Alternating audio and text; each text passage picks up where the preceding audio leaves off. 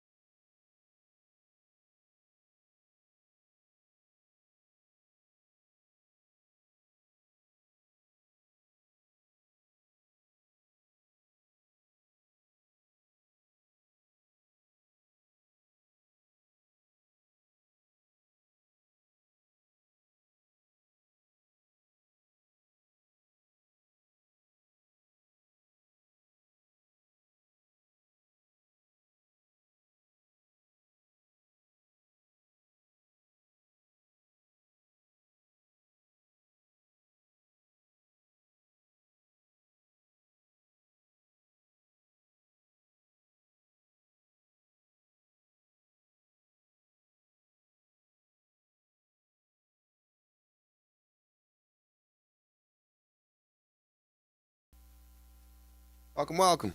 Just getting everything set up here. We'll start in a minute. What's up?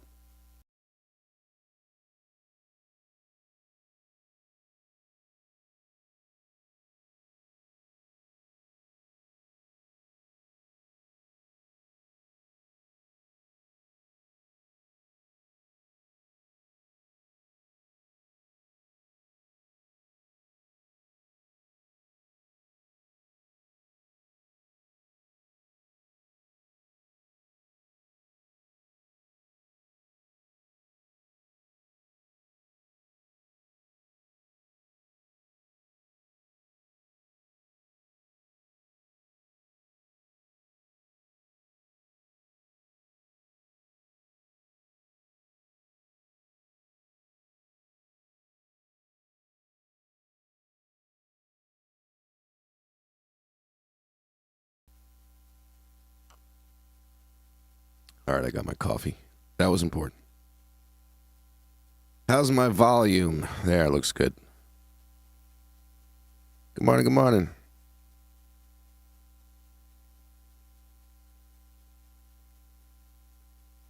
News, I have not checked. That's a good place to start.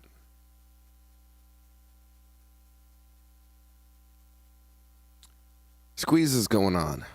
We'll see.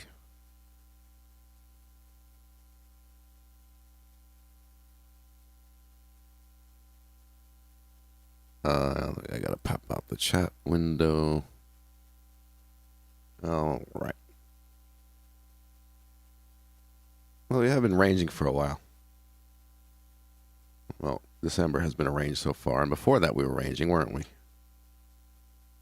Yeah.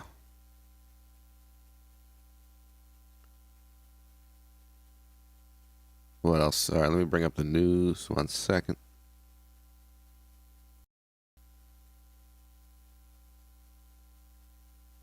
One second.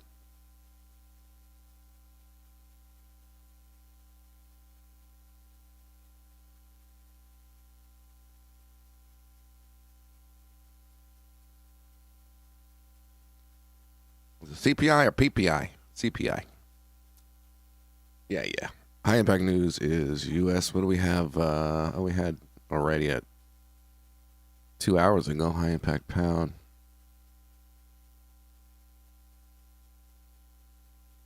What's coming up? Some Euro stuff. We just had this. Another one in an hour. So maybe a bit of extra activity on the Euro off of that news. Maybe it'll drive itself a bit. Was strong yesterday. Man, we were scalping up a storm. We had a scalp party in the Discord yesterday. At least a few of us. Wixie doesn't let me miss a trade. I like that. Just text me when there's a setup. I like it.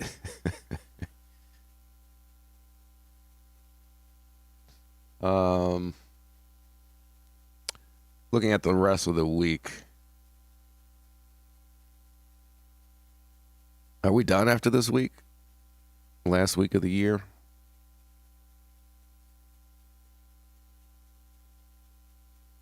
London hour setup. Oh, gosh. It's already 3 minutes after. Wixie. Well, did it set up or not? Let's see. Not there.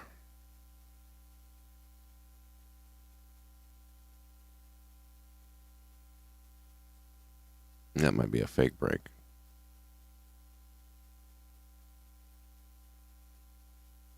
No. Okay.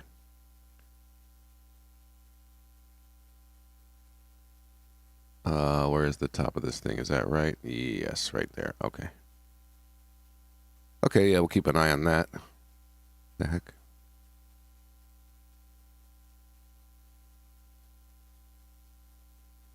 Yikes. I blocked you, Carbon, so that's what's going to happen. I reported your phone number to Scamber database. So you might have to change it.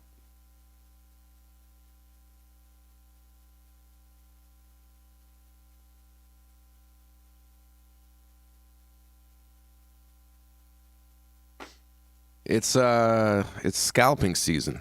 That's all I know. If you go to the 1 hour charts, right? Or scallops. Like scallops, you can call it that. We did actually return to high volume on the hourly, generally increase in activity in the markets last week after we had like a break in activity. But still no trending move from a higher time frame perspective, right? Structure wise, there's no trend, and that's why I'm just kind of skipping this stuff right now. This is, we're in the middle of December and there's no trend. Finally, volume came back, but even that is not leading to any new prices. So that's why I'm not doing the 1 hour projections and all that stuff. I mean, you could obviously mark up levels, but it's winding down. I like the scalps. It's scalp season right now, right? Isn't it? Highly profitable, high win rate. And volume can be flat as long as you're going with momentum and the setup's right.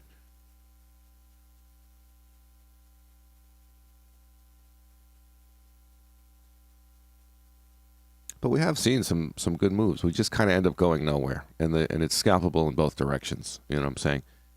We don't have like weakness before the down move, and then what? We got strength, and then what? The day's over. We go lower anyway. What's the outcome of that volume? None, right? So this big volume in the 1 hour chart, right? That's showing big money pre-positioning. Chart says they're kind of done with that,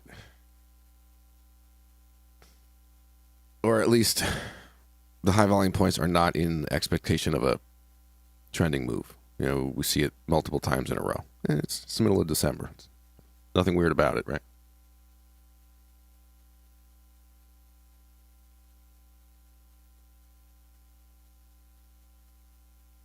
Scalper's paradise is what it's been. Well, maybe I should change the name to that. That has a nice ring to it.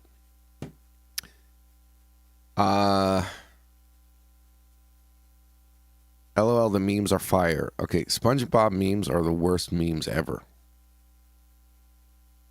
I swear you must have, you go to horriblememes.aren'tfunny.com to find everything you send me. It's like SpongeBob holding something that kind of looks like it's inappropriate. Such a good meme. SpongeBob came out when I was like 32, man. Higher time frames are so confusing in every pair. Yeah, well, if you know how to read a chart, and Wixie seems like you do at this point, and you're confused, that means there's nothing high probability. It's middle of December. Take it for what it is. When we're in the second week in January, give or take, it's going to be quite different. Most likely.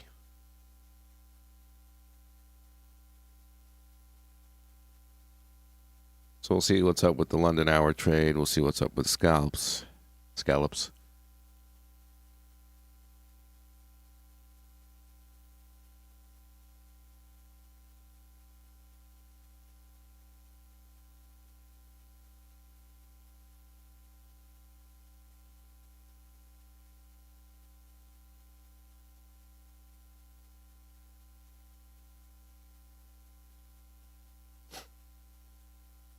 Fucking SpongeBob memes.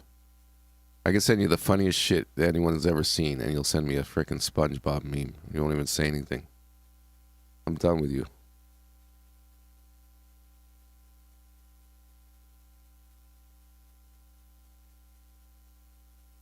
All right, let's go. So, mid-December, and that's what it looks like, and not surprising. All right, good. Scalper's Paradise.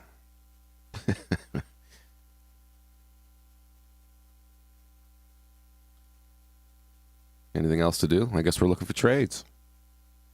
London hour trade didn't set up yet. We have that marked. They've been kind of like not moving as well over the last week, maybe, right? Yesterday was actually a good one. But, we might have a small range, and it may not be some of those bigger moves you're able to catch off of that entry. May not be the case. Scalps, says Wixie. Scalps.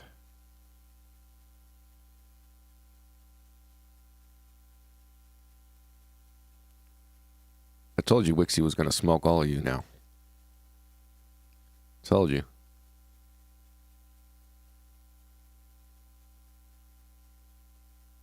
AJ, less probability. Oh, you even judge the probability.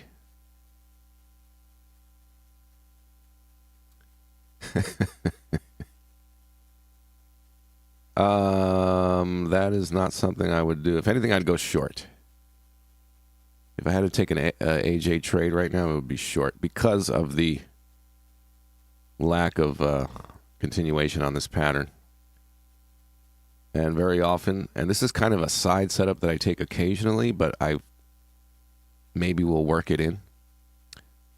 I've taken it maybe twice in the last few months. One live session and once in the Discord. But when you're looking for these rejections, which has been kind of overshooting, 50 EMA, and then it comes back. When you're clearly not continuing this move, and then the 14 EMA acts as resistance. After you're clearly not doing what I just showed, right? We're just not doing it. And it can come to test it and then continue. Maybe I should add that to the scalp course. Well, maybe I should take a few more of them and make sure. It's not something I often take, but I think it's becoming a thing. We can observe this one. But you see the behavior where that scalp certainly didn't set up. It says it's going the other way. And then the 14 EMA is acting as resistance. So it's likely the next move. That may even come in as weakness with a bearish response there. Result. Off of that higher volume.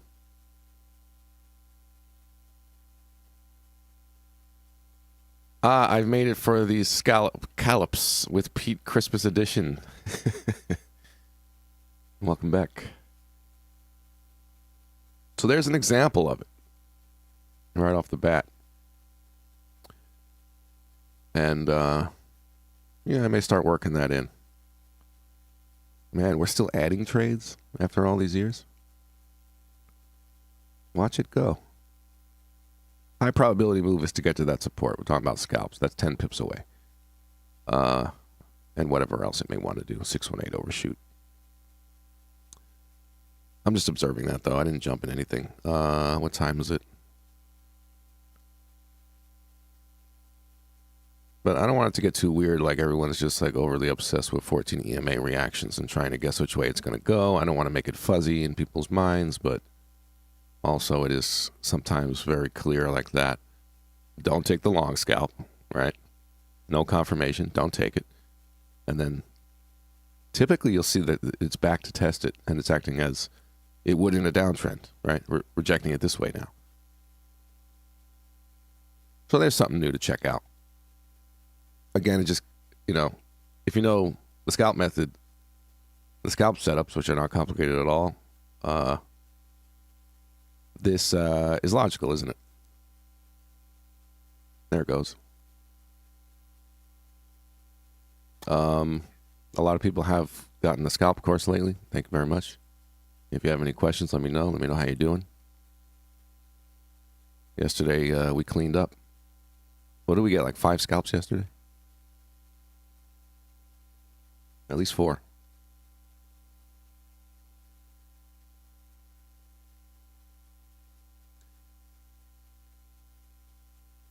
Let me, give me 1 sec. I'll put on some music. Man, it's cold in here.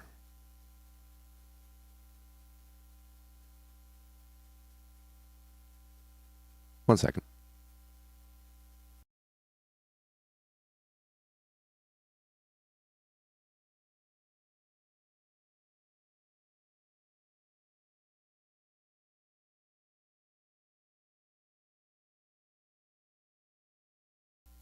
All right, now I just got to switch. Hold on 1 second, guys. Thanks.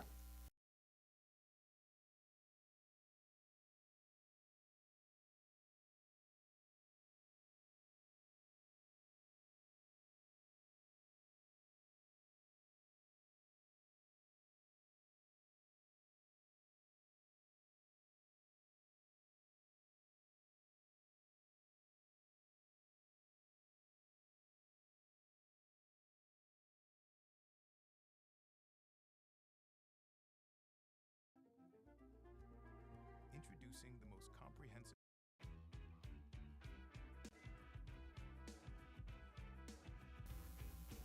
All right.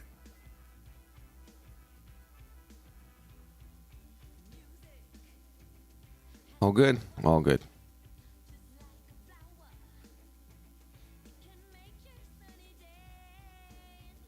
So, London hour trade, no setup yet. Let's do our regular background analysis, which again I kind of skipped just because we're in the middle of December, we're ranging, and I'm not projecting really at this point. Having a scalp party, but scalp's gone wild. We're actually dead center of the range of the last 2 days too, which tends to be a choppy area.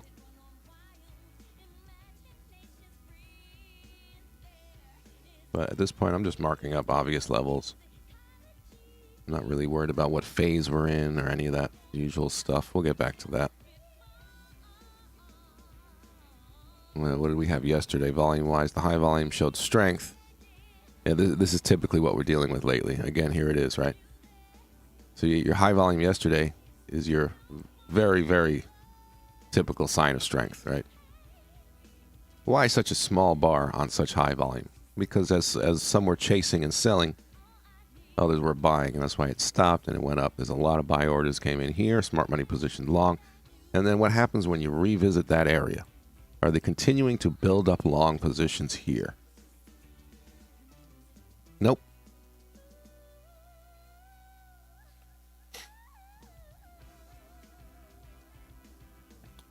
On a more regular, more usual background, a price area that's brought demand is going to tend to continue to bring demand, especially if you go a little lower. And you can label that accumulation and confirming that as accumulation. Certainly not, right?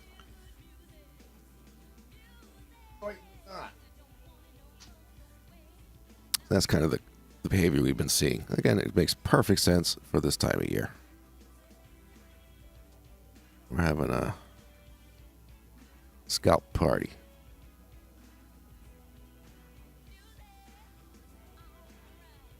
Oh, is my screen off? I swear I put it back on. What happened? Oh, there it goes.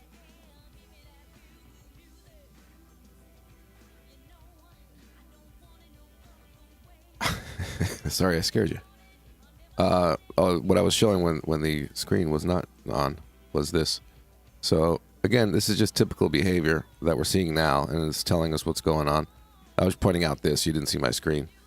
This demand came in here, your typical sign of strength, right? And then they didn't continue to buy in this price area. Lower prices, right? You just end the day lower with no action. So it's not a accumulation going on in this price area, even though it starts off looking that way. It didn't confirm that there. So again, that's just kind of the usual stuff we've been seeing, completely normal this time of year. So there it is. Now you saw it. Okay.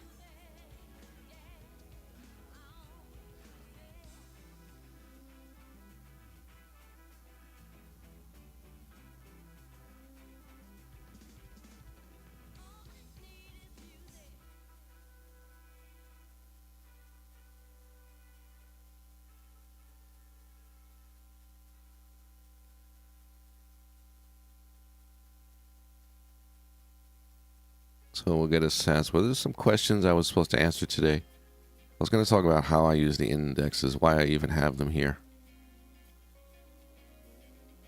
Maybe that's good once we get our stuff going with the charts. Look at these early scalps.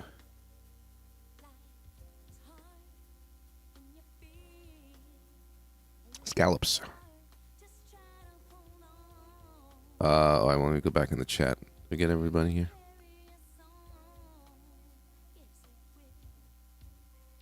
Simple and super amazing scalp stuff. It is so simple. I had one guy in the history of me selling my scalp course for very cheap say, "That's it? Man, I was expecting more. I thought you used this and that," and right? I said, try it. If it doesn't work, let me know. Never heard back, so I think we're good. I think I sent him an extra video, though. That's it? Yep. Let's see. Black box analysis. That's what that was, yeah. Deepak, you have the questions. I know. We're here. And yeah, you're asking about the index. You're a millionaire on a yacht. Cool.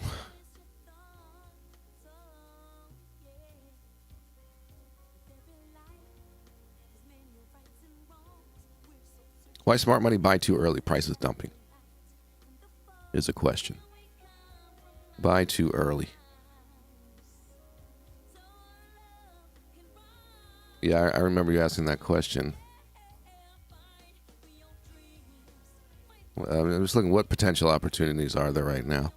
Besides that, which I'm just kind of observing because I've been taking this trade. Let's see if it works out again this time. It's right into fib, but still, it's likely to continue. Anything we want to do at the moment here? Euro has some news coming up, nothing crazy. We're not exactly in a downtrend to look for this short scalp here. No.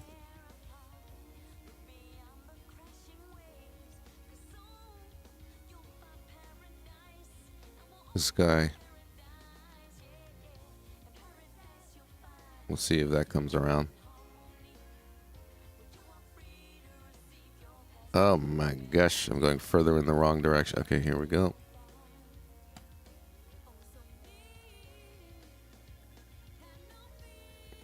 I'm just mapping out what might be a setup here.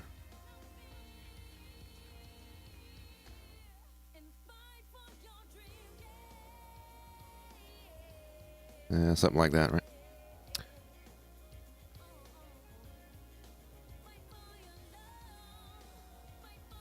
$14 pull back there, especially if there's no issue with strength. Of course, we'll see.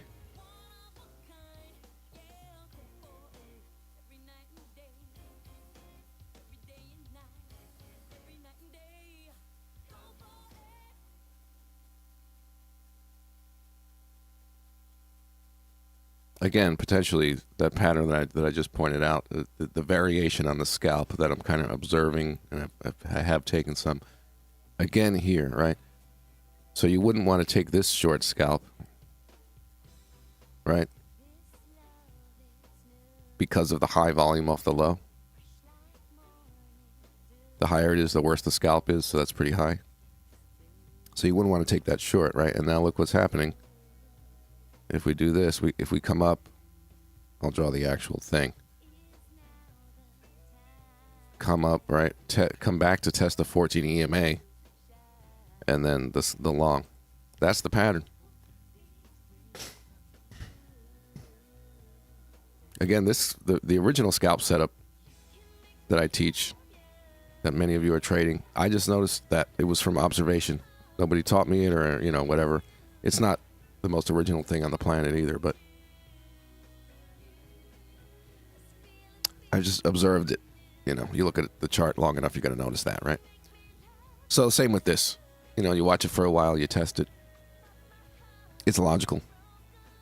I mean, that was, 10 years ago or something I came up with that, but longer.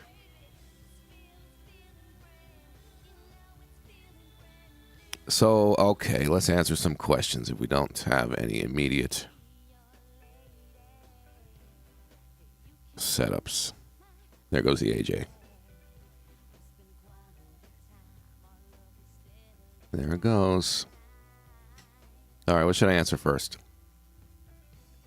Okay, that's a very general question as far as, okay, Deepak, let's answer it. I'm going to answer that. You ready? First thing is when you say, why smart money buy too early? Price is dumping. So you're going to see, oh gosh, Wixie, thanks. You're going to see, you're talking about if price is moving down and you see strength, and then what? It continues down? Or just doesn't move up, or both? Okay. Because high volume came in support level or fib question mark, right? That's why we can't take a short, right? Okay. So, first of all, if you're learning, and this is the first thing to say, it obviously comes to mind. If you're learning to read volume, you're doing it in December, right now, when we're talking about how the background is not the usual case. I'm not even starting off the session marking up things the way I normally do, because I'm just adapting to the conditions, right? That's the first thing. So you're not seeing the usual behavior. So if you're learning volume, you're deep into December now, and you're learning to read volume, you're not getting a good representation of what you're going to normally see. That's the first thing. So don't take it too seriously, like you're very confused. Wixie even said I'm confused, or it's confusing. Yeah, because they're not doing the usual thing. It should be confusing because it's just not there as far as, well, there's accumulation, there's our accumulation range, there's our automatic rally, there's our attempt to mark up. It's failed or it's successful. Okay, we're in markup phase now. We're looking for retracements to buy on strength. None of that stuff's happening, right? So that's the first thing. If you're learning volume right now, you're not getting a normal picture because we're well into December. That's the first thing. Still, though, on that question, I see the pound. This has 4 minutes till it closes. Still, the question is valid. Why would you see strength on the way down and then price continues down after? Was that smart money being dumb? First of all, they could be taking profit on shorts. That's the first thing.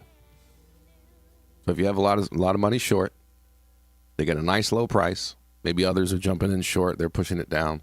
The dumb money is chasing, whatever the case is. And there's some profit taking, and that's it. Especially now, you would have more covering going on, I would think, logically, getting out of positions. So there's that also. You gotta see where you are in the storyline. Were they short before that? And this is now telling you, okay, they're getting out of these positions. There's demand coming in a high volume. They can't hide that stuff. It's big stuff, big trades, big positions. And if they're not continuing to build up, or if it's even going lower, it's not accumulation, right? That's the next thing. Another thing is, if you look at the Wyckoff stuff, you have a preliminary support. It's a pattern that occurs where, yeah, price can be moving down. You get high volume strength. and it does another leg down, and that becomes your accumulation range. So be it. There's buying into down moves. They're scaling in. They're working their way in. It doesn't mean everything is ABC, a quick plan where you buy and it goes up.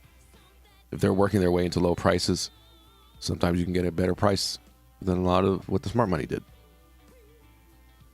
You also have to consider, again, nobody knows factually where the market's going to go for the next 4 hours, the next 3 hours. Nobody knows that. And if you have smart money buying into down moves because they expect that it's a good price to buy, right? And then price starts moving up, and all of a sudden we see supply coming in because other large entities are selling. What does that tell the buyers? Wait, you might get a lower, better price to add to your position, to continue to build, improve your price. I mean, what are your choices? Fight the sellers? Just buy a ton and try to plow through? That's not a good idea. Just take on the market, you know? Does that help? Some understanding? You got to follow the storyline, put it in context. But does that help? And again, it's going to be easier in January, not being in December, learning this stuff, because their behavior is not the same right now.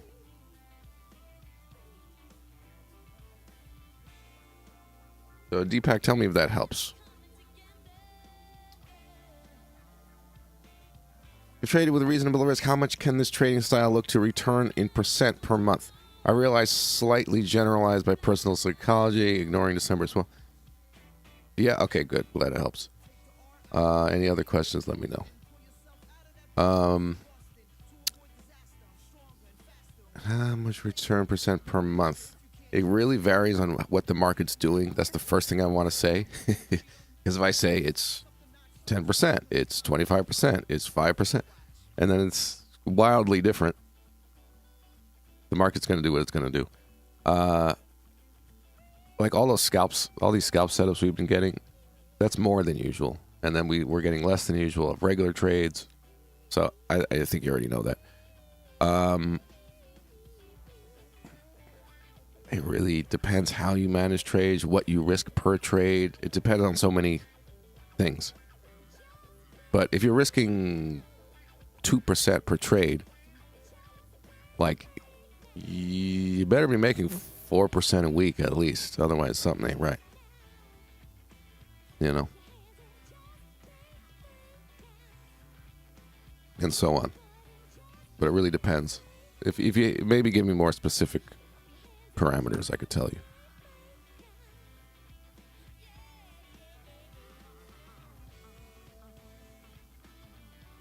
But I know you've been learning this stuff for a little while, right, Mr. Knox? And let me know what kind of things you're encountering. I realize some months are just their own thing. I'm just looking to a prop firm, and the initial entry is 8% first month, 6% next. Oh, okay.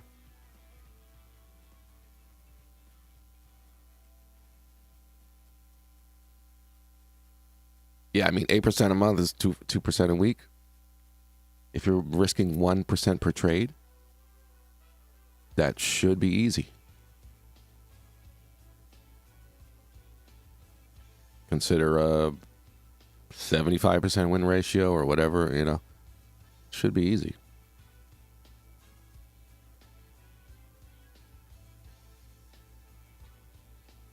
But cool, go for it. Let me know how it goes.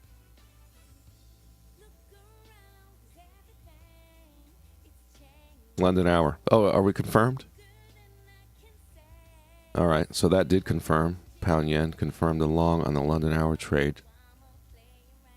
How did AJ go? Yeah. Okay. Let's see what we're looking at. Is the weak yen involved in this? We'll talk about the indexes also today. We will talk about it. I figured by now you picked up on it, but I know you haven't been here too long, some of you. Okay, so the pound yen is has confirmed on that close. And this is a pound-driven move. It's not driven by a weak yen, which is what I prefer. This is what this trade is about. So I'll put a position on that.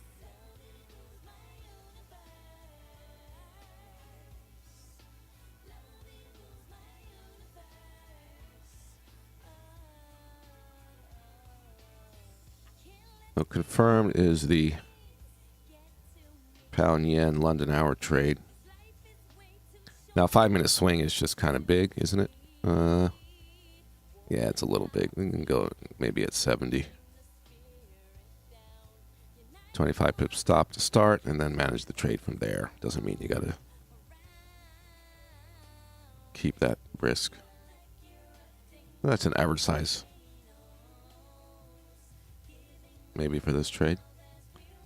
Okay.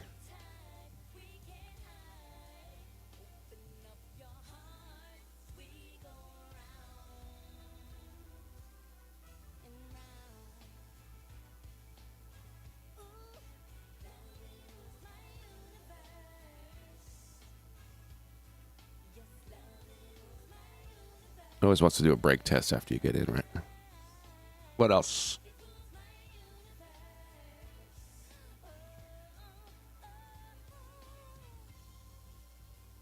Chris, hello, welcome. What about distribution? Oh, it's the same thing in reverse.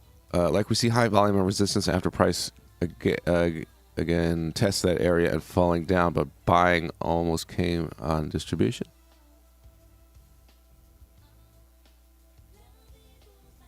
Also is what you meant to type. I got you. Well, if you have supply and demand close together, you don't have a good projection. You don't have a good imbalance in price. And if you're looking back and saying, well, it went down or it went up, you know, was there a high probability at the time? Did you see a imbalance in price? Sounds like not from what you're saying.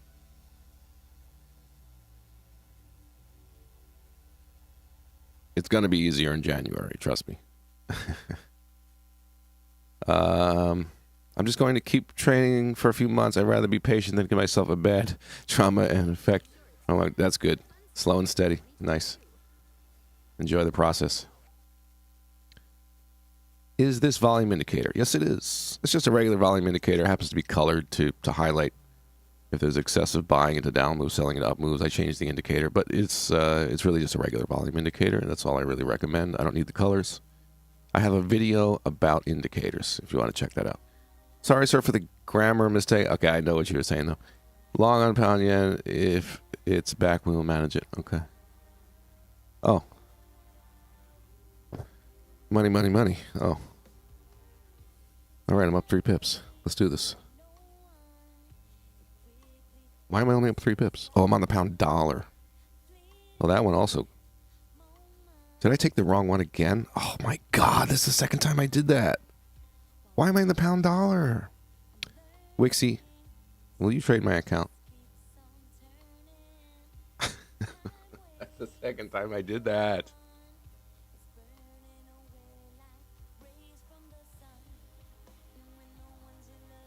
You got a Venmo, Wixie? Just give me half.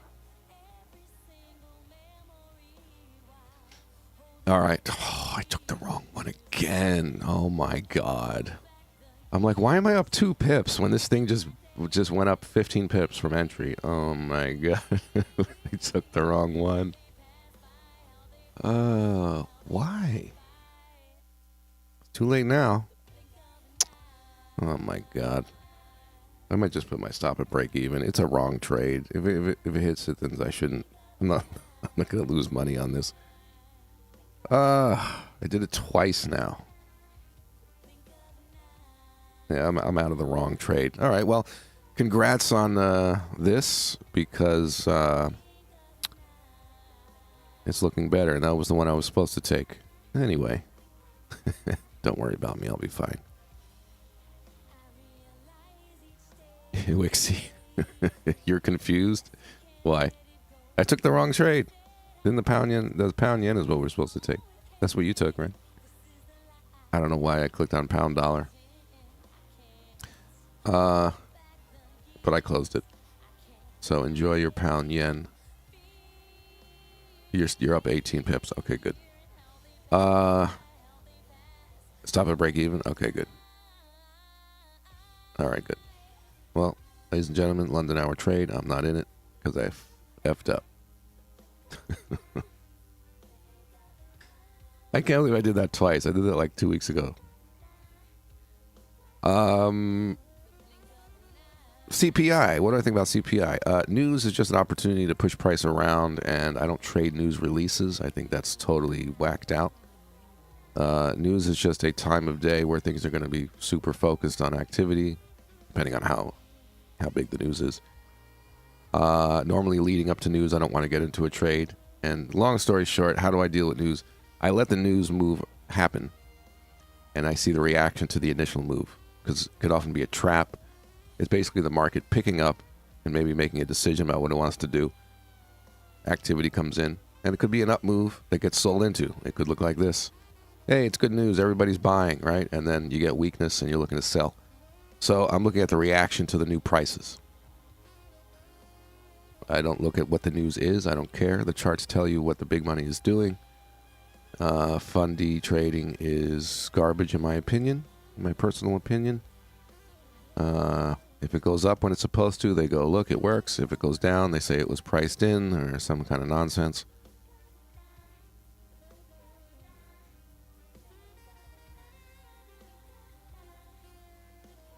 I know brokers want you to trade news because they always have news webinars.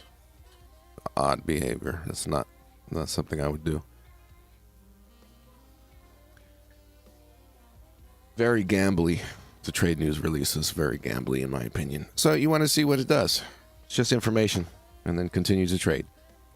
Tells you what the big money's doing, what they're not doing, and you get a focused time to read that stuff. Especially if things are a little slow leading up to it, you may get your answer. A lot of times you can predict the news move, especially under more normal circumstances, not like middle of December. If you see accumulation strength all day, lack of supply, and news comes out, it's likely going up on news. If it goes down on news, could be a buy opportunity, right? And there goes the GU too. All right, well, congrats on everybody who took the pound. Ding, ding, ding, once again. London hour trade, ladies and gentlemen.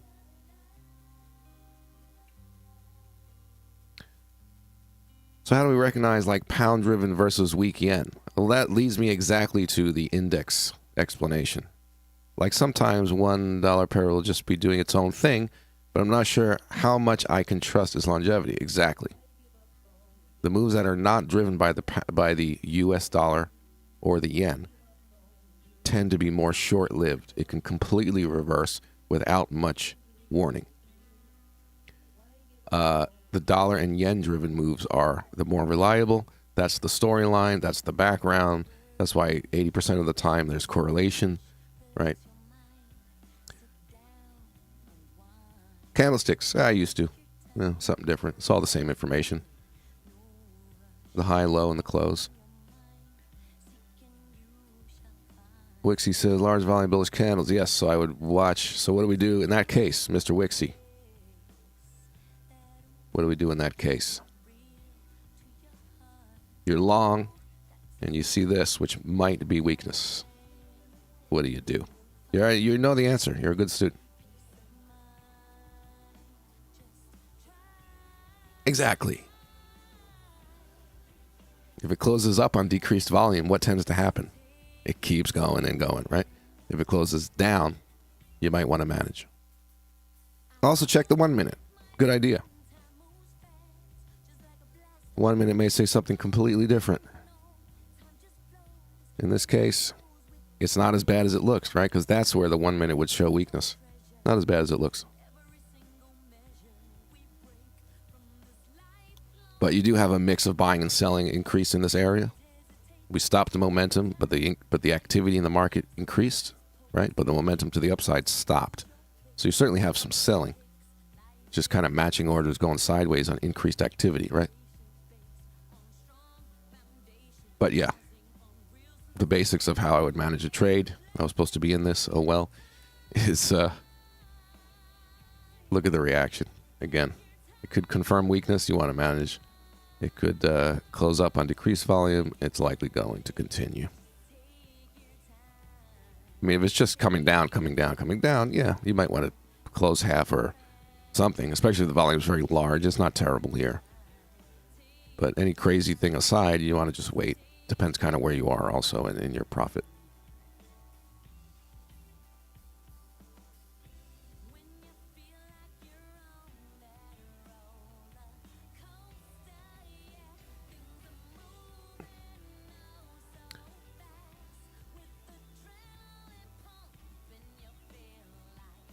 Very good, very good. Mr. Sam, he closed GU already? Okay.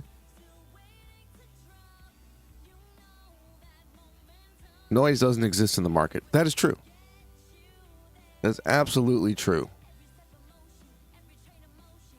It's kind of out of nowhere, but I like it. I've heard that. Oh, the small time frames are just noise. Noise? Talking about. You know how much money it takes to make a tick in the Forex market? It all matters. There was a reason for every tick, absolutely. Educators and brokers say noise. Yeah, that is weird. Yeah. It's not noise. You could be looking at a 1 hour chart and waiting for that 1 hour to close for your signal. Go down to the 1 minute and see something that makes you go, oh, it's great. Oh, it's awful. Because you get more detail on what's happening within that candle bar. When I first started learning, everyone always said smaller time frame is just noise. Don't look at it. I guess we're scalping noise. Man, we must be really lucky. We must be really lucky. Fractal, absolutely. The 1 minute has the same patterns as a weekly chart. What? Yes. Fractal.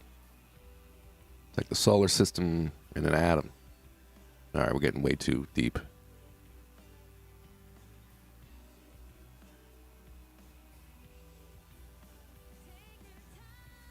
Okay, so what else? What else? So the pound I missed because I messed up. Congrats. If it's pulling back, you may want to manage it. Yeah, there's your reaction. So weakness confirmed. You know, manage it according to what you're comfortable with. It may not continue. I know it's not much there, but the chart has spoken, and I would listen. I wouldn't, at least not let this turn into a loss or any sizable loss.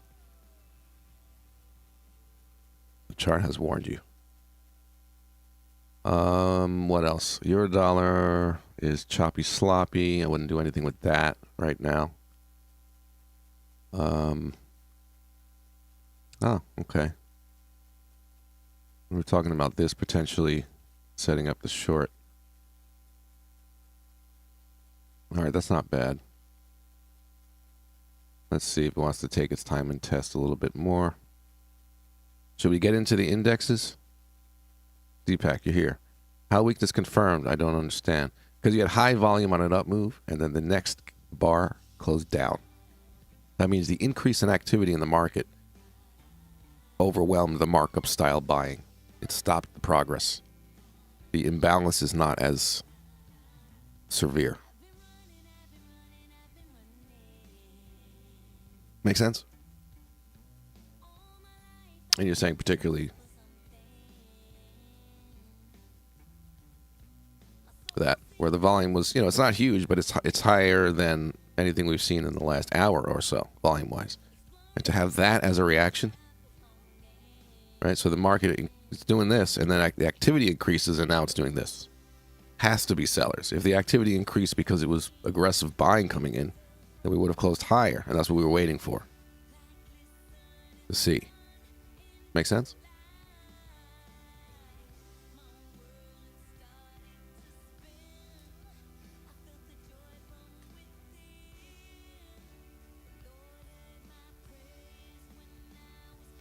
Close to break even. Yeah, this has high volume too. I mean, factually speaking, what's going on right here with this chart is what I said. That activity increase to stop the progress. But it doesn't mean that the buying has stopped. Otherwise, it really would have come down. It would be down again, right? If all that activity was just selling coming in and just running over buying. So it's a mix. It's like the trade lost some probability, would be the simple conclusion. It doesn't mean it's over. But it certainly lost probability, and, if it's not what it was when you got into it and you got some new information that's not good, you might want to trim down the position, right? Lower your risk, whatever. Logical management of the trade.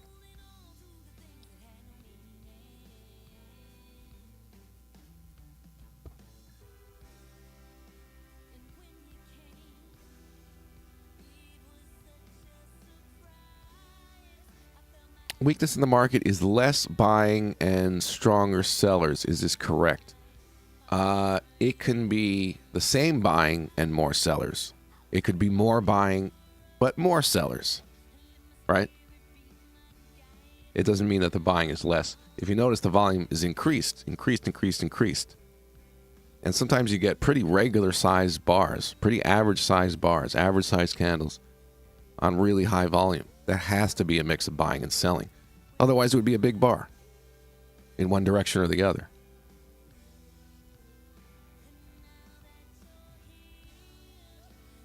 But then if that's true, you have to think of who's doing what. Who sells into up moves? Who chases up moves? Right?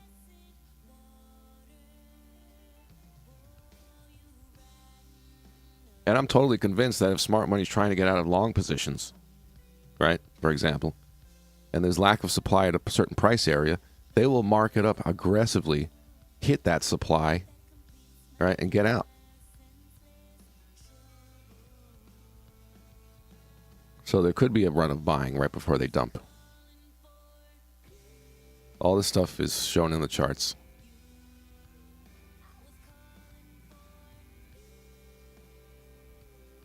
I know. We're supposed to get to the indexes. Where is your TP?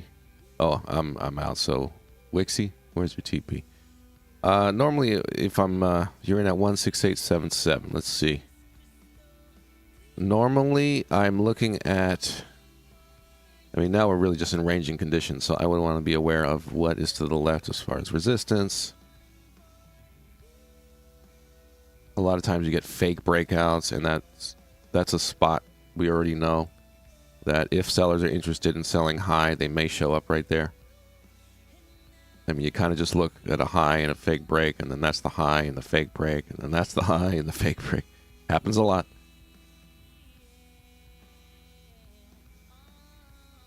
But certainly, it's not an easy ride right here. We knew it on this bar that the seller showed up. So, manage it according to how you see fit. This should not turn into any real kind of loss, obviously.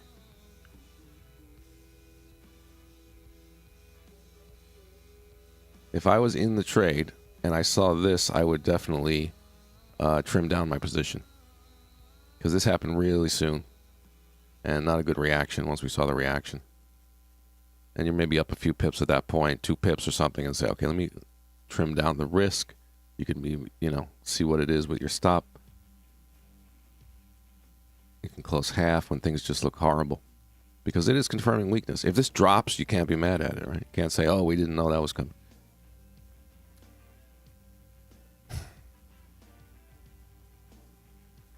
All this stuff making sense. Good questions.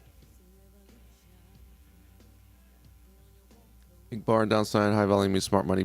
Big bar on downside with high volume means smart money buy, and if high bar at top with high volume is lack of selling. Nope. Okay, here's the thing, Deepak. You may have this in your mind because the original VSA trade guider material, Master the Markets, right? I have to say this. Anyone learning that stuff, which is where I got on track. I don't do it like that exactly. They're talking about stocks. They're talking. It's not the spot forex market where it's a different type of market where you have the inverse is the same thing. There's buying, selling. It's all from your perspective, right? Is this moving down because the pound is being sold or the yen is being bought? It could be either. Could be both. So the point is, it's a mirror image. It's exactly the same. There's no difference between strength and weakness. Turn your chart upside down, it's the same. You're applying the same things. We're not dealing with stocks where they have a slow ride up and then panic selling. Panic selling on the pound yen could be very aggressive buying of the yen, and that's why the pound yen came down, right? So buying, selling, it's all interchangeable in Forex, right? Makes sense? I know, we'll talk about the index. Break even hit, few bucks booked during partial profiting. Yeah, good. I think that you managed it correctly, in my opinion. You listen to the chart, and that's that. That's all you could do, right? Weakness confirmed. Don't let it become a loss. Vice versa, buying climax followed with automatic reaction. Yes, vice versa would be also the term. It's all the same. But that would be sort of a buying climax was your question. Yeah. Do I trade crypto? Yes, I do. Swing trading. Swing trading. Besides Forex, I only swing trade. I don't day trade anything else.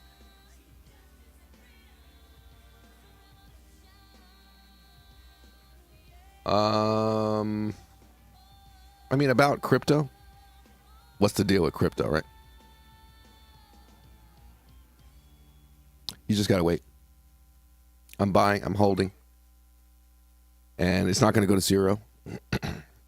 Millionaires and billionaires are now doing personal exchanges and payments through Bitcoin. They're tired of the system tracking everything. They're tired of the hassle and the fees, and large transfers of money are happening in Bitcoin. It is part of people's lives now, people with a lot of money, and it's not going anywhere. And when it was at 40, 50, and everyone was scrounging to try to buy Bitcoin, that was the dumb time to buy. Now would be the correct time. It doesn't mean you're going to get shit in the next 6 months. Who knows? Who knows? But it ain't going anywhere. It has nothing to do with this FTX crap and these stupid tokens and this stupid scams and all this bullshit. I can send a large amount of money. It'll be there in 3 minutes, and nobody has to really know about it. I don't have any fees, a very small fee, maybe. Right? AJ, sorry. We're supposed to be trading, I know. AJ, what am I going to be doing with AJ?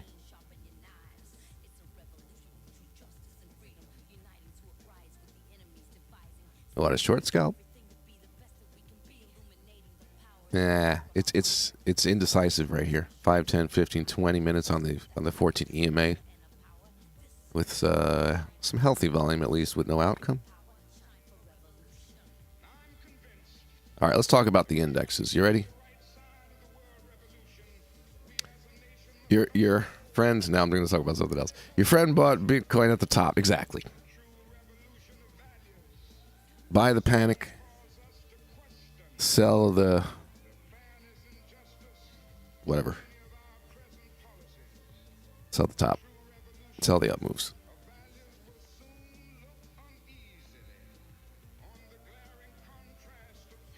All right, so the indexes. Now, the question was, which is it directly tied to it? Well, yeah, that may be happening now here. But we still had our weakness to deal with. One of the main purposes is to find out what's driving the move. Right? That question was asked. It's connected. So the pound yen moved up. Right? The value of the pound moved up against the yen. Moved up in value. There's two things that can cause that. One or a combination of both. You could have strong pound or you could have weak yen. Either one is going to make the pound yen go up. So if you go to the yen index and you see that it's sideways, right? It's a shrinking range. I hate these things. I don't mind it on an index, but it's a shrinking range, right? Lower highs and higher lows. It's not really doing anything. So while that's happening, the pound yen did this. So was that caused by the weak yen or was that caused by strong pound? Very obviously the strong pound, right? Otherwise, what time was this? here. This is when the move happened. Look, it's going sideways. Right? Same time. So, if we're talking about the London hour trade, the pound trade, it's a pound-driven situation, right? So if I'm seeing this set up, but not because the yen is moving down, let's say if we're setting up for a long, and the yen is not moving down, it's going sideways, it's doing whatever, it's not directly causing that, right? It didn't do this. It didn't do this. And so we go, oh, weak yen. And then also, you could say, well, is everything moving up against the yen? If the yen is weak, then everything's moving up against the yen, unless it's particularly some other weak thing. Is this moving up against the yen the way the pound yen did? No. So what's driving the move? Is this moving up? No. Again, look at the difference. So it's a pound-driven move, and the index gives it away, and comparing other currencies to the yen also gives it away. So you want to know what the cause of the trade is, what's driving the trade. If it's a pound-based trade at this time of day, good. That's what the London hour trade is based on, the pound doing its thing. So if you have a setup here, right, it says take the London hour trade is looking great, and you go over to the yen index and you realize the only thing setting that thing up is because that moved. If I look at the pound versus the dollar, oh, it didn't move up. In this case, it did. It's pound-driven. If I look at the euro versus the pound, oh, the euro's stronger than the pound. No, this doesn't make sense. It's not pound-driven. Not in this case. Again, strong pounds should show this come down at that time, right? And it did. So we can conclude that it is strong pound as the cause of the move. So a quick check on the index, right? I see it going sideways. I see it doing nothing. On the yen index, while something versus the yen is trending, then I know that that other currency, pound, euro, Australian dollar, is the cause of that move.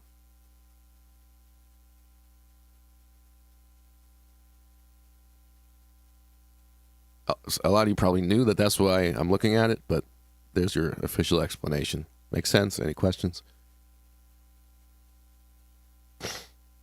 Now, I like pound-driven moves at this time of day. I like U.S. dollar and yen-driven moves the rest of the time. It's just really this one trade is pound-driven. Normally, the U.S. dollar and the yen are driving the market at least 70% of the time. That's why things are generally correlated. And that's the clean condition. That's what I want to trade. If I get a long scalp, let's say, on the euro versus the dollar, I'm sitting here, the market is dead, right? All of a sudden, the euro starts moving, the euro dollar, and there's a long scalp setup on the euro dollar while nothing else is happening on the dollar pairs. It tells me it's euro driven. Maybe I don't want to take it. Do I really trust this euro move? Do I trust the euro to keep going? Or would I rather have weak U.S. dollar? I'd rather have weak U.S. dollar. Actually, ideally, you'd rather have strong euro and weak U.S. dollar. Then you really got something good. Right? What's causing the move? What's weak? What's strong? Know why you're taking the trade.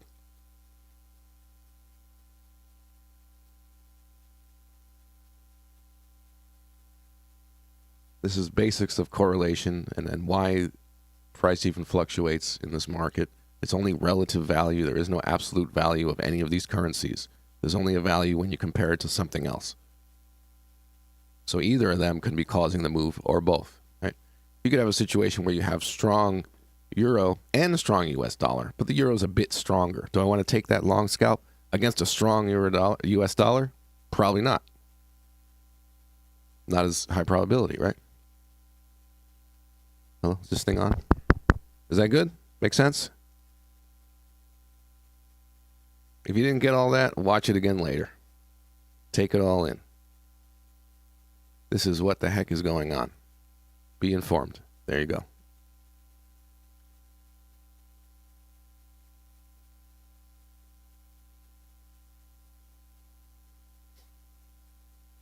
What's happening? I don't want to miss anything. This is sloppy choppy. Sloppy choppy.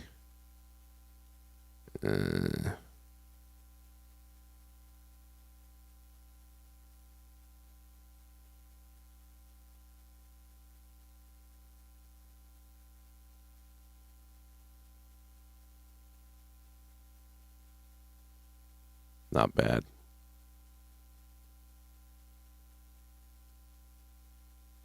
I'm not sure I trust it.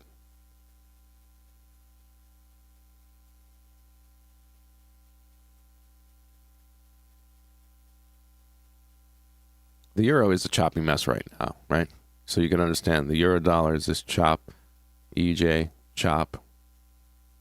And is the US dollar and yen doing anything clear to make that chart any better? No, it's not.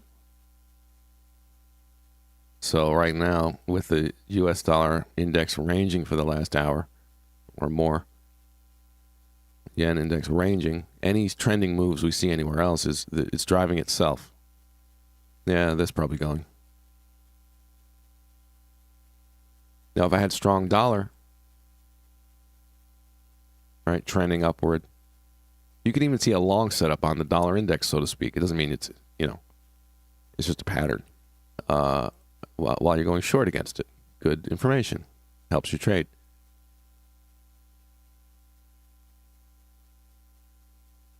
Okay, that was definitely good to explain. So, sir, is it necessary to take confirmation from currency indexes before taking scalp? Is it necessary? Why not? Could you do it without it? Yeah. Because the thing is this. You can conclude. There it goes. Maybe I should have taken it. You can conclude what's going on without looking at it. But why not? It's a little more straightforward just to go look at it. But if we have this choppy, we have this pound is doing something. That's it. We have this, this is going the other way from the pound. All right, we got different stuff going on against the U.S. dollar. I can conclude that the U.S. dollar is not ranging. The index is not ranging. It's just based on these things put together. So I can already know that. You know what I mean? But yeah, why not click on it and look? As far as predicting the market using the index, using the volume on here, this is no.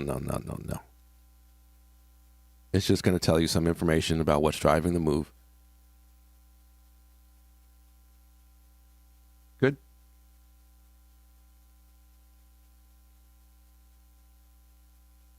Okay.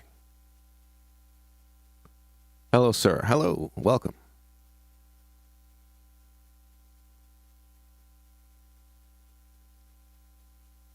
So no deal on that. What are we dealing with now?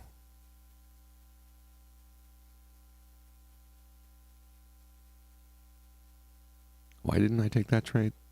Because I'm talking.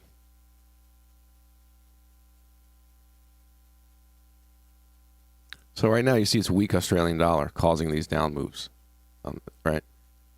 It's not necessarily the dollar and the yen.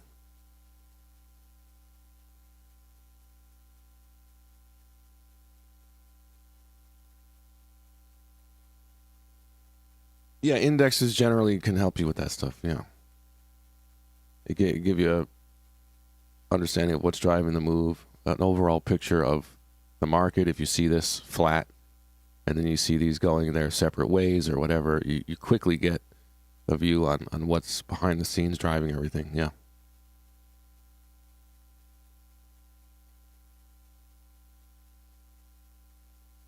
All right.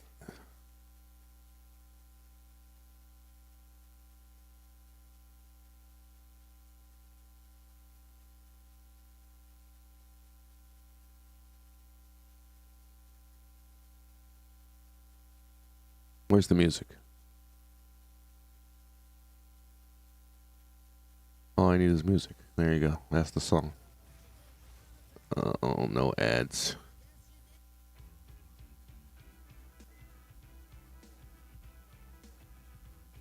Why is my mic making so much noise? It's noisy, right? All right.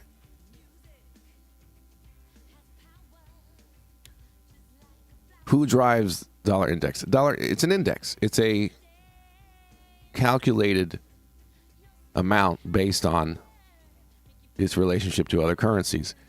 I would do a little research, look up what creates the US dollar index, how is it created, right? It's a mathematical equation that takes the differences between these two, all of these, and averages them out. It's not completely even. the US dollar index is more heavily weighted towards the euro than the others, I would just look it up. But if you need more understanding, it's just a relative. It's a summary, you could say. Not something I use for prediction or anything like that. It's a summary of how things are moving against the US dollar or against the yen.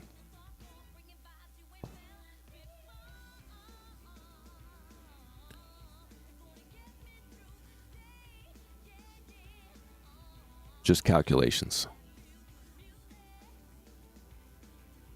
All right. Well, good educational stuff to start.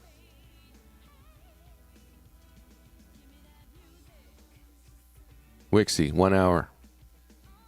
You trading the 1 hour chart now? I'm completely ignoring the 1 hour, which is not like me at all, but I'm adapting the conditions to the conditions. Yeah, you have high volume off a low. You have an upward reaction. This is literally London open, so you're going to have high volume. So I get what you're saying, Wixie, but we just got the real details of what's going on in here. I don't think there's any more to gain from looking at this that you don't already know.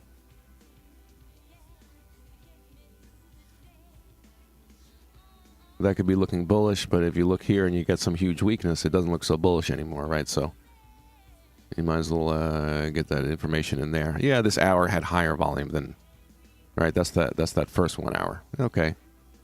It's Euro open. It's London open. You know.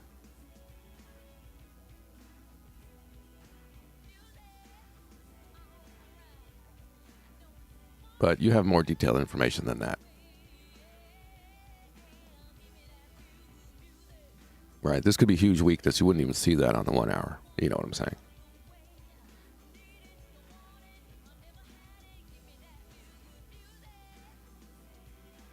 That euro is sure sloppy choppy right now. And dollar index. So you get this when you combine the two. Right? We get the index deal.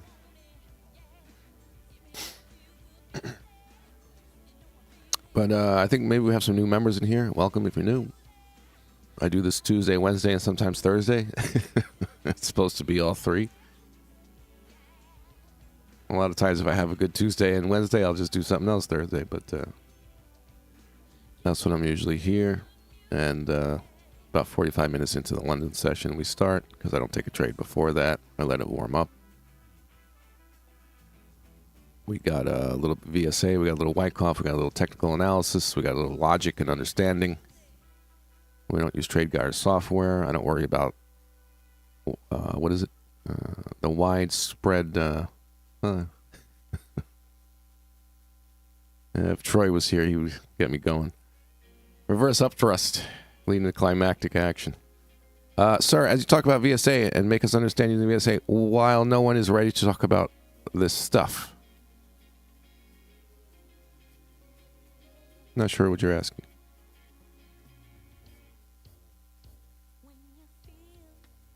They don't even have volume on their charts. Who does? Everyone in here does. People that don't know what the heck they're doing. Yamming bar. What's a yamming bar? I went to the yamming bar last night. I had a few drinks.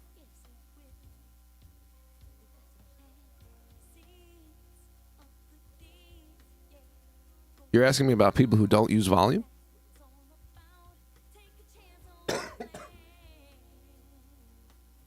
I don't know. Good luck to them. It's like driving blind. Driving at night without your lights, headlights on.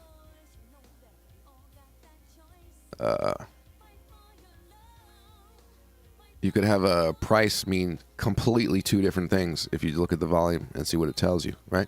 Let's use this for an example. New low ground tells you about buyers. This is going to be new low ground for the day right here. We'll use this as an example.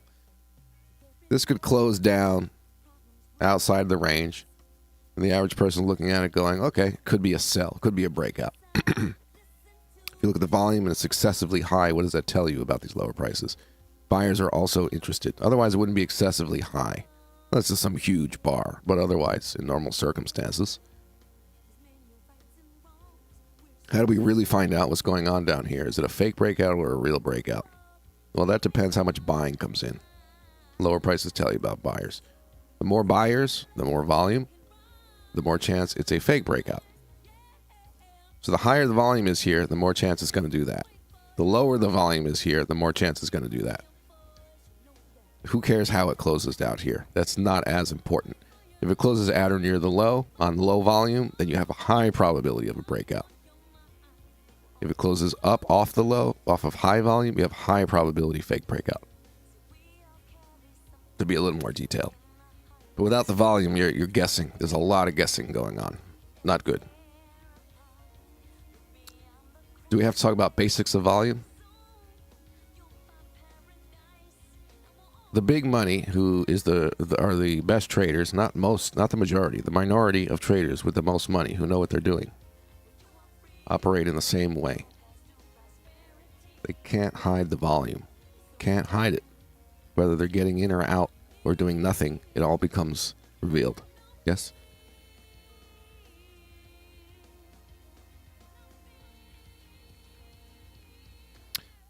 Sir, we saw lots of YouTubers and influencer. They didn't use volume on Forex. Well, I'm not saying it's impossible. I don't know. It would be impossible for me. I wouldn't know which scalps to take or which to skip. I wouldn't know where smart money is positioned from, what direction. Are they adding? Are they getting out? Are they holding? I wouldn't know any of this stuff without volume. That's the footprints, as they say, right?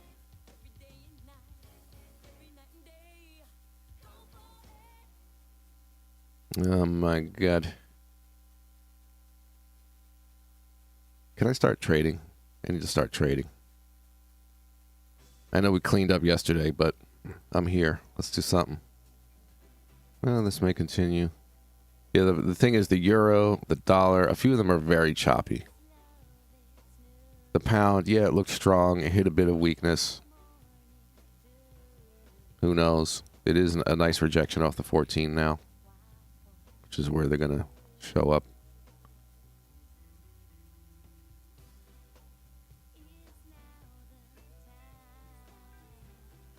Maybe they are fakes, influencers. I'm not saying that you can't make money without using volume. I just would not know how. Not that I've seen. I have no freaking idea. Maybe they have a 53% win ratio and a good risk reward. You know, I don't know. That ain't me.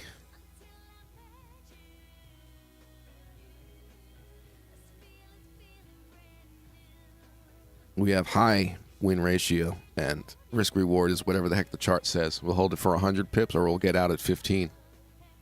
Whatever the chart says. You know what I'm saying?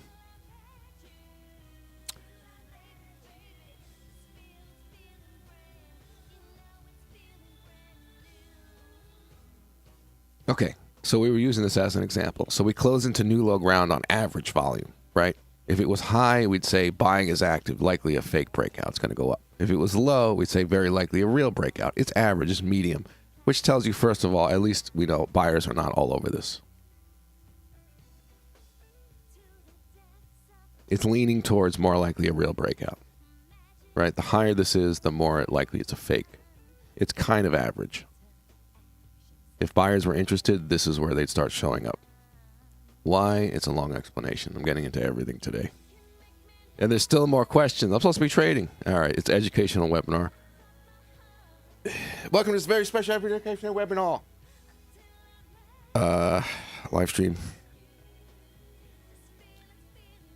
I like trading in the Discord. I can multitask, but we're here for now. Join the Discord, link in the description. Can you explain how low and high volume test little bit?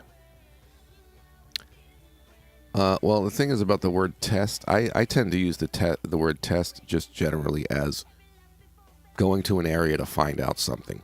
We're testing support. If you're talking about in VSA terms, if you've had strength, you're testing for supply sellers as you move up. If you have weakness, you're testing for demand as you're moving down. That's really where the word test is supposed to be used, but I just use it. Let's test lower prices and find out. It's all like we can get information somewhere else at some point, and we're testing there. That's just how I use that word, just to clarify that. So more likely a real breakout because it closed down without any increase in volume. If buyers were interested, they'd likely start showing up here. Why? Because lower prices tell you about buyers, and that's a new low for the day. You have long positions that have stop losses there, and you have breakout traders chasing the short, where you can really get smart money buying up things. Not the case. So that's the first piece of information here. Now, if it's a fake breakout, we come back in. It's a bullish pattern with sort of average volume. We don't really have a great answer. If this now acts as support, resistance, support turn resistance going forward, and we have continued lack of any high volume into low prices, then we say, okay, it's a real breakout, probability-wise. So maybe some of that is helpful information.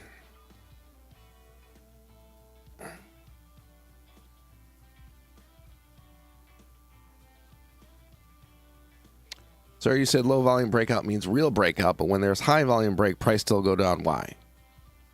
Your question has been asked a few times, worded differently. It's kind of the same answer I gave before. First of all, this is probability. This is information. You have to put it in context of what's going on as well. You're learning in the middle of December. It's not exactly the same usual activity. Because they bought some and it went down further. And they're going to probably buy more. Or maybe they'll dump their position. You got to follow the storyline. Speaking of storyline, when we know that smart money campaign has ended, look at the charts right now. It never really ends. It's an ongoing cycle. Look at the Wyckoff phases, and it's an ongoing cycle. Accumulation, markup, reaccumulation, markup, distribution, markdown, redistribution, markdown, accumulation, markup, right? That's the template of the market. It doesn't mean it's going to do that. But anything that veers off of that template is information. But it's an ongoing cycle. Okay, lots of questions today, so I'm just going to focus on answering the questions rather than intensely watching the chart to risk my money. Because I'm not just jumping into it. Oh, here's a trade, let me buy. Anyway, back to the chat. You know, I have to kind of watch. Now look, low volume here. Just to point this out. All right, it's a lesson today. That's fine. Low volume here. It's likely a real breakout to the downside. But Pete, it looks like it's going up now. Doesn't matter. It's likely a breakout to the downside. Now, if it does a bullish pattern of failing the breakout and closing back in, you lose some of that probability. If you continue to reject that level and go to the 1 minute, look closely. What's happening there? Yeah, things overshoot a little bit.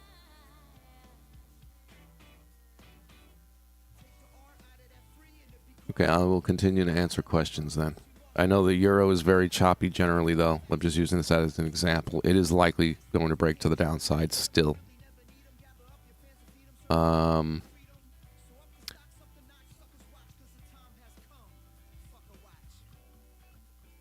hour trade is taking off. Okay, so there was a question about the London hour trade. I have a video. Gregory, good to have you. Welcome. There is a video on my channel called... It's actually the last video I made. The London hour trade. So you can see exactly the rules of that. It's like a 10-minute video. Nothing complicated. You'll see all the rules there you need to know. But the yellow lines, basically, it's the first hour of London session, high to low. I'm doing it on the pound dollar, the pound yen. It's a pound-driven move, that time of day. Pound-driven situation. We talked about that. The indexes, right? And in the second hour of London session, something tends to happen if you observe those levels. But yeah, watch the video. You'll get all the details on the setup, Gregory. Smart money campaign ends when there is sustained buying or selling. Is there? Yeah, I'm waiting for a pullback to sell. Money games.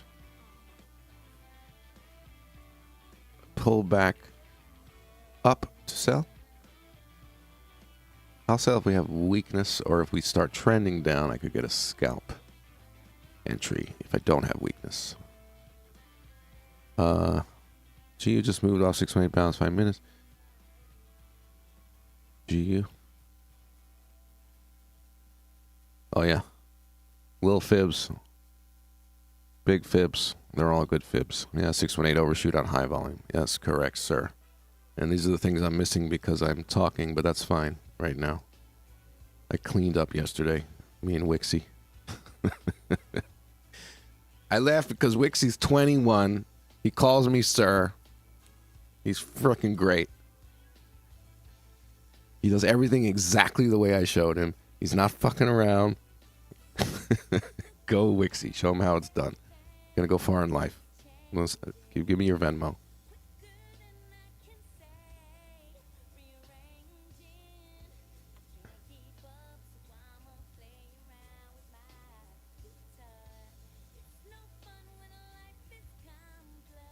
Good morning, good morning. It looks like we have a lot of new people in here. Welcome, welcome. Join the Discord, because when I'm not here, a lot of times we pop in there and we're looking for setups. I know I talk a lot about Wixie, and he's very active in there, but there are others who also know what's up. And it's a good place also to ask questions and share charts and share setups. So for the new people, we'll get on in there. There's no bullshit. There's no random trade calls, or I see one thing and another person sees another, right? It's all very, very good in there. I bought your course a year ago. Oh, okay, cool. Money Games. How is it going for you? Do you have any questions? Yeah, anyone here who is asking questions that bought the course, yeah, I obviously really want to make sure I answer any questions you have. Thanks for the AP. Have to go. Wish everyone a good day. Mr. Ohm, have a good one. See you soon. Money Games, yeah, let me know.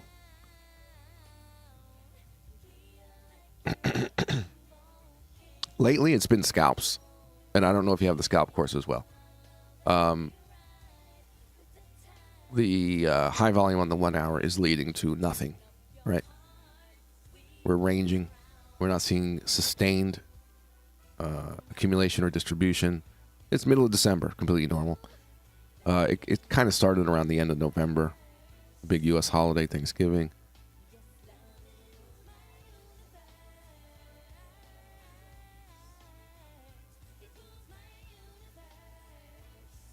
What else? Sir, price closing range, now it means fake breakout. Oh, look at that. Okay, thanks, will do. Many games. Now I can't think. Well, if I can't think of any, then maybe it was thorough and you're all good. But cool, good to have you. What are we talking about? Euro dollar? Yeah, we're using that as an example. This is more likely to break to the downside. Every trader, especially the ones not looking at volume, are thinking about buying here. Maybe they did already. They think they're smart. Ooh, it's a fake breakout pattern. And it may go up, but that's not the high probability here. That is not the high probability. If I had to take a trade on this, I would be selling right here. If I had to.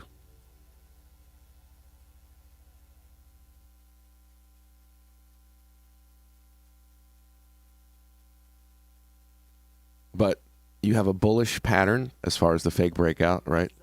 Is what you mentioned. And yes, that is a bullish pattern.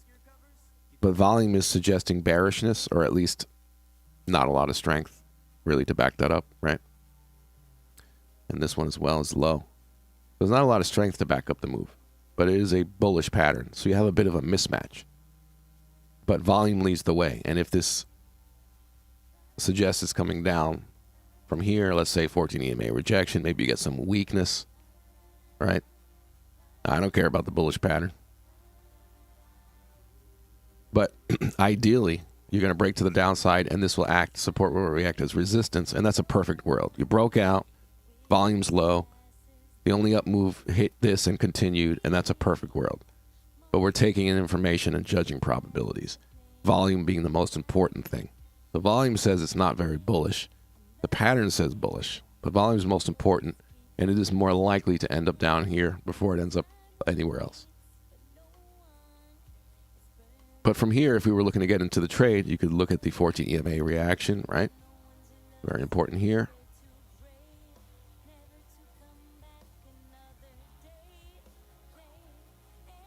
But it's a mixed bag as far as bullish pattern, bearish volume information. So it's not like something you want to get into probability-wise. Unless something really becomes convincing. Again, it could be weakness here. If I see high volume weakness here, I might even get in the trade. High volume weakness, right? Then you have large supply here and lack of demand here. Where do you think you're going to go next, right?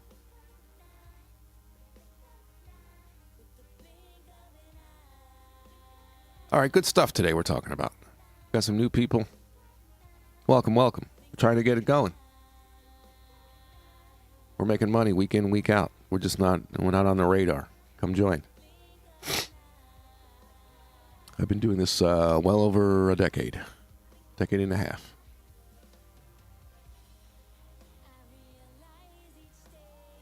What's the period of moving average on your volume indicator? Oh, I don't even pay attention to that. What is it? 50? I don't even pay attention to that. I can get rid of it. There, it's gone.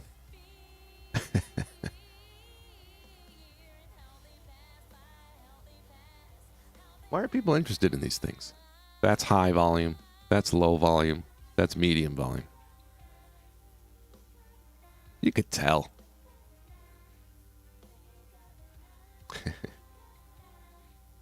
Thanks for the question, Mr. Brent. I'm just jaded when it comes to these questions. Oh, actually, Muhammad, you asked that. Okay. Brent, yes. Hey, Pete, I've been trading the indices using your method on the 15-minute and 2-minute charts and working great at the moment. Okay.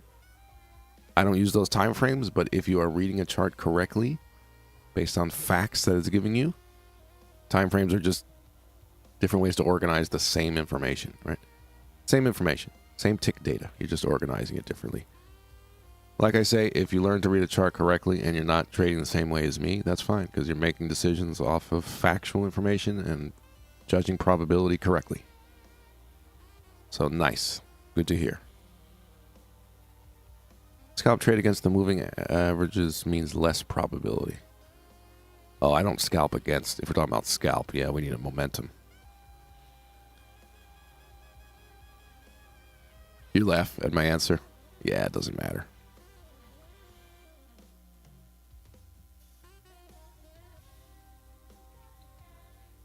So again, if we saw high volume here, oops, then we would expect that to come down. What do we see? Not much. Very low volume. This thing now could go either way, right? It's not showing a supply in large amounts. It's probably more likely to break down, but it's not showing demand in large amounts, not showing supply in large amounts. It's kind of just activity dropped off. Euro index. Dollar index. Yeah. Choppy. Choppy sloppy. Well, the pound ended up strong for the time being.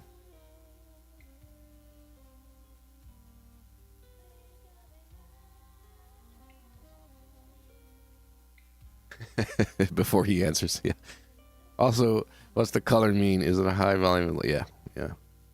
Oh, good.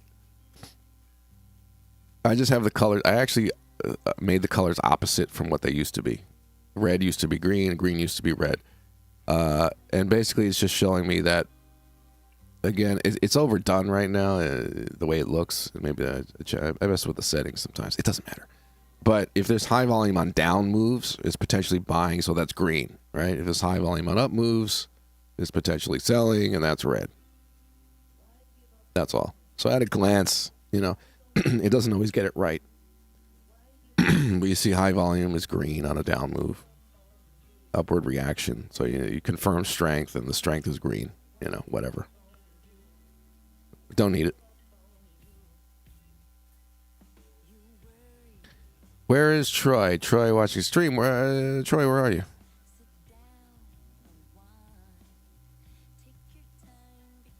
He's made enough money. He's sleeping. I don't know what he's doing. He entered the challenge. You guys saw that in the Discord? Troy entered the challenge. If I saw it correctly, it was to turn 10,000 into 100,000 or some crazy. And he did it in 11 trades. 11 wins, no loss. And he showed the proof. 11 and 0. Crazy. Yeah, exactly.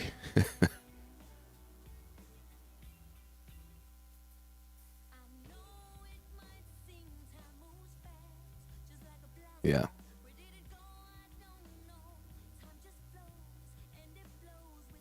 Yeah, it's nice that well into December, and again, yesterday was a really good day.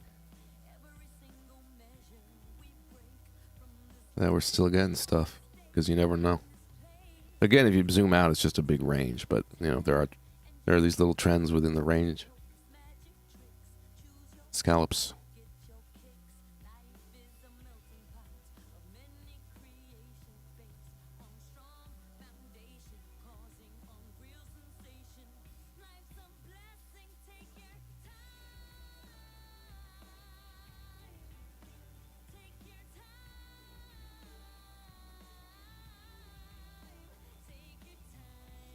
So, yeah, this is like crap probability here. We watched it in real time. Likely a real breakout, but then we got a bullish pattern. So we say, okay, we lost some probability. Maybe the 14 EMA, maybe we see some weakness into up moves. Nothing there. Are we rejecting the 14 EMA? Maybe, maybe not. It all got kind of fuzzy probability-wise here, right?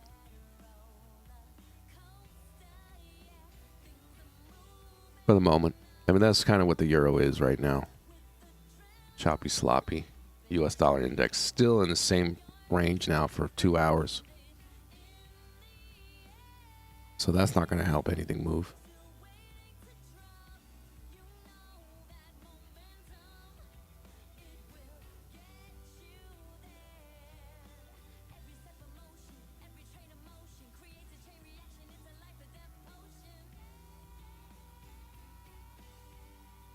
Yeah.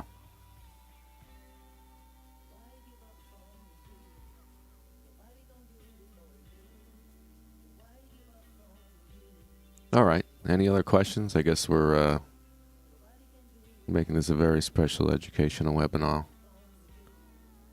I think those were the questions I need to answer today. So we did... it's 5:30 already? What the heck? We did an hour and a half.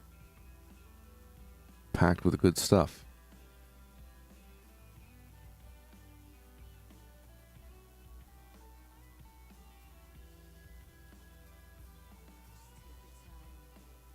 What do we have at the moment? Again, the euro is so wishy-washy. Look at the euro versus the yen, right? Nothing I want to touch involving the euro. Wishy-washy again here, right? Dollar index is just not going to help anything right now. Pound, we know, okay, pound is strong. That's driving itself, right? Cause of moves. Talked about that today. And if the pound wants to trend up and give a scalp another entry, that's fine.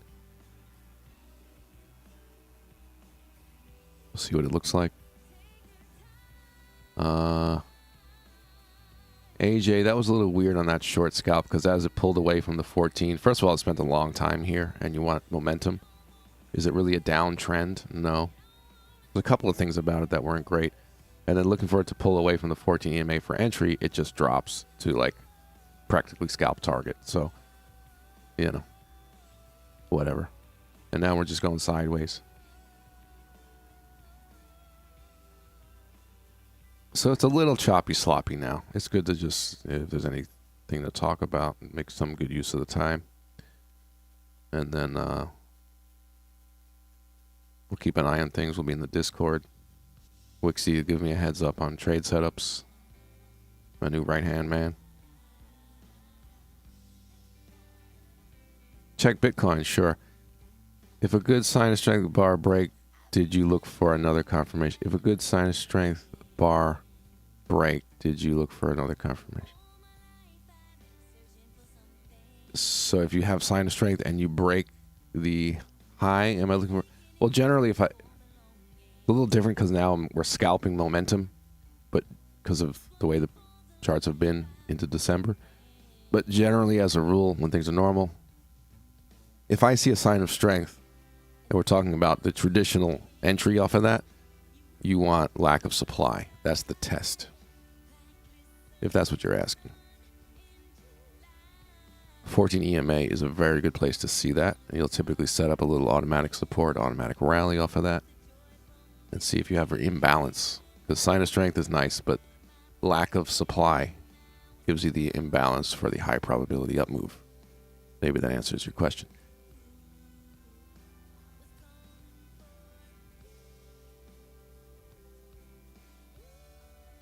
You fake a breakout trade London hour. What? WXA. Oh my god.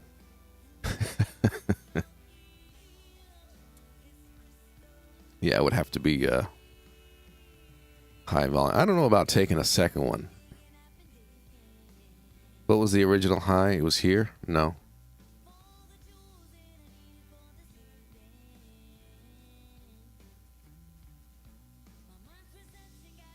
Fake break?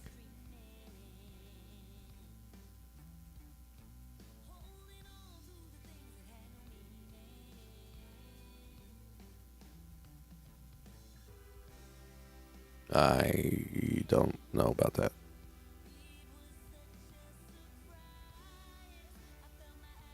Very welcome. Now, what are you saying about fake break? We gotta go back. 355. Where am I? 3. Oh my gosh. Okay, all that. Right.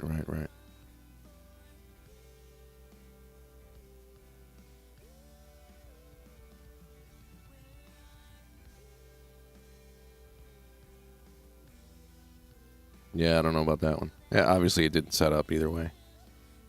With this type of high, I'd rather be going long, right?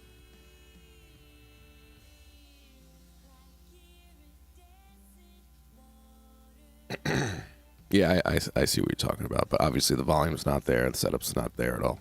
If anything, it might break to the upside.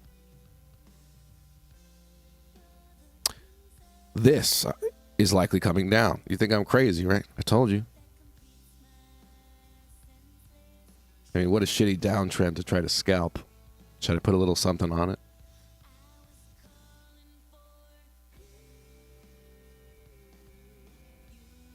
Should I put my money where my mouth is?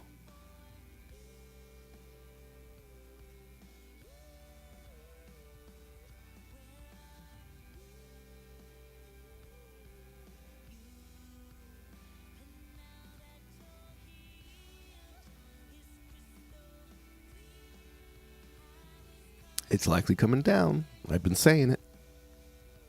But I said it was very, actually before this happened, I was saying, well, who the heck knows? Unless we can get weakness, there's weakness. So remember I said, okay, we have lack of demand here. If we get weakness here, it's not a lot of volume, the higher the better. But you see it. If we get weakness here, along with lack of demand, then, right, then we have an imbalance. So that did show up. Now, we're not exactly in the best condition for scalping. Chop, chop, chop, chop. It's likely going to try to break that low.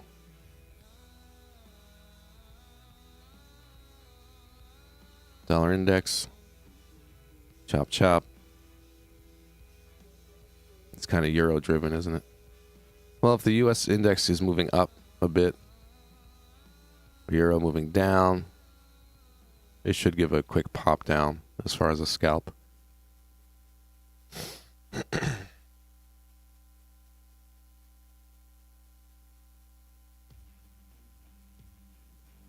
But ideally on these scalps, you're trending. It's for trending moves that you expect to continue and not reverse anytime soon. Is this a trending move? We were stuck here for almost 2 hours.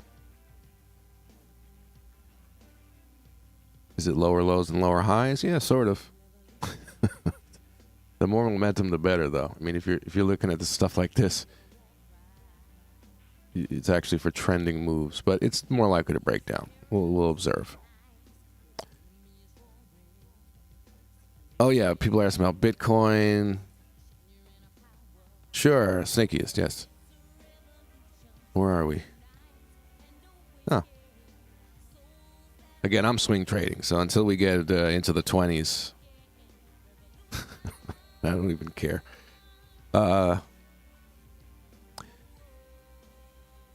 This range has been proven to be a range because of volume and not the cleanest accumulation or distribution. You're seeing buying and selling, where you would kind of expect them both to show up. You get weakness, you get strength, you get stuck in the middle, you get some strength on a down move, you get some weakness on an up move, and it's just ranging. If this had less volume on it, maybe it would be something more to consider. This is a small 1 hour candle with a lot of volume. Let's see the 5 minute. Yeah, it's weakness for the time being. If you close higher on decreased volume, then maybe you'll try to get out of this. Is that the high of the zone? What do I have marked here? Oh, that high. And then this high. But like I said with Bitcoin, I am just holding. If it goes lower, I'll buy more if the charts say so. If it moves up and into the 20s, 30s, I'll start selling off on weakness. I think Bitcoin is time-tested now. It's not this FTX bullshit and any of that scammy crap. It's legitimate. Like I said earlier, people are using it more and more and more to make transactions. It's simple. You can do a lot of money. You don't have to deal with, especially if it's large amounts of money and dealing with the bank and all that bullshit. It's not going anywhere. So I'm holding. But now's when you want to buy, right? Buy low, sell high. But what is there, any particular question? Yeah. When there's finally higher prices on Bitcoin that aren't showing high volume, then I'll say, okay, all right, finally, maybe we're doing this. Who knows? Again, it's swing trading for me only now.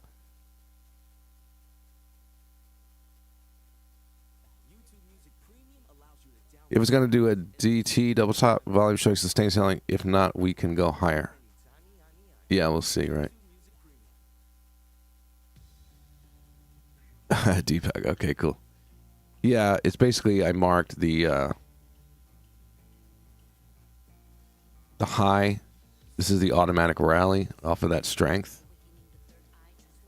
I know it seemed so scary at the time, but we pointed out the buying, didn't we? Yes, we did. Automatic rally is the first level of resistance after strength, so I have that marked. And then just a resistance that's now kind of built up.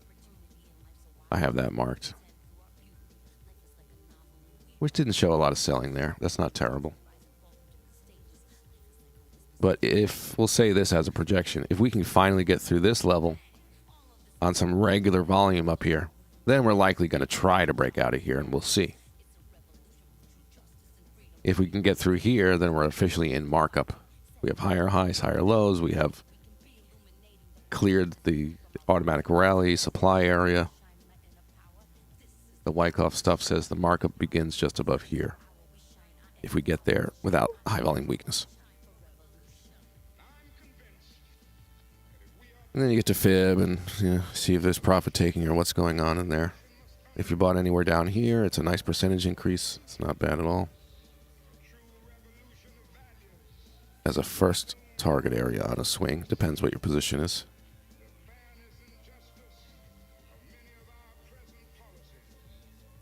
Interesting. So despite Bitcoin having higher lows and higher highs, you still consider it range based on high volume both sides. Yeah. Volume leads the way. And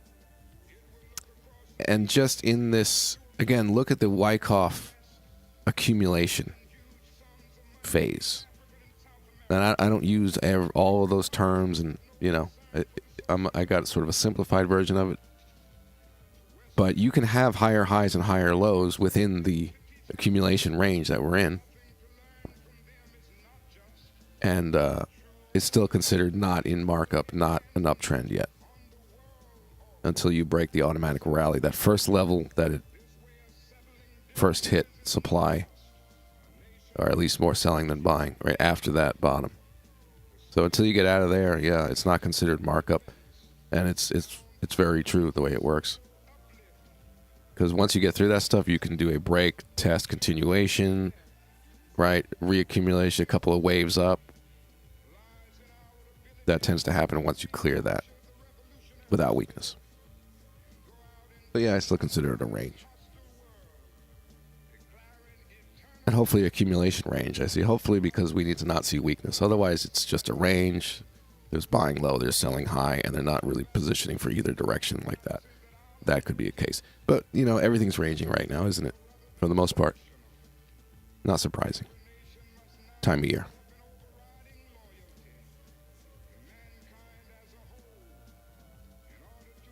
Weekly fib, however you want to do it. If you zoom out enough on a 1 hour chart, you get that. So, yeah. It's just this high to low. When it comes to the fib, it's just the obvious trending move you want to see the retracement of. Don't need to go to a weekly.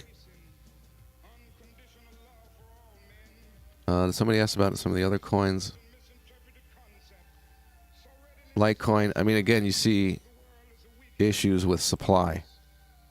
Every time. Supply. Every time it tries. New high ground? No. Back down it goes. So, at least you could say with cryptos that there's still big money that's selling into up moves. Sorry. It'll go away eventually.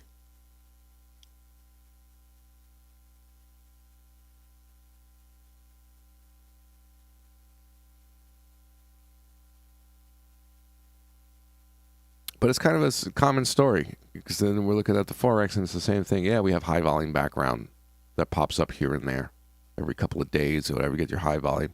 And we just have no outcome. We have nothing but range.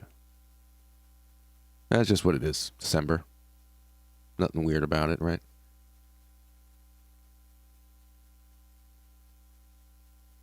Normally, right, this would result in an uptrend that would, have some higher highs, higher lows, 5-wave up, whatever. Hit some high volume weakness up higher, right? But we're just seeing this now. Just the time of year.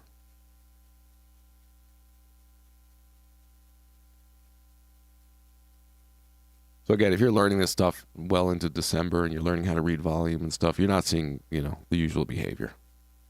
Totally, not surprising, but that's what it is right now. What else? What are we looking at? Oh yeah, that.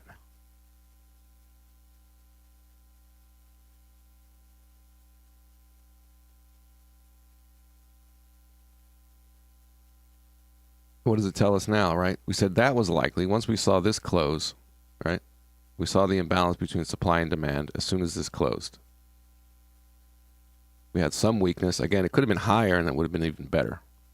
But at least there's some increase in volume over the previous action where we were talking about that. Then we got the confirmation of weakness, which means at least it's going to try to get through that, as I said. Now we're here, and what do we see? Loss of buying? No. Still likely to break down. Everybody's going long here. The Eddie's going long.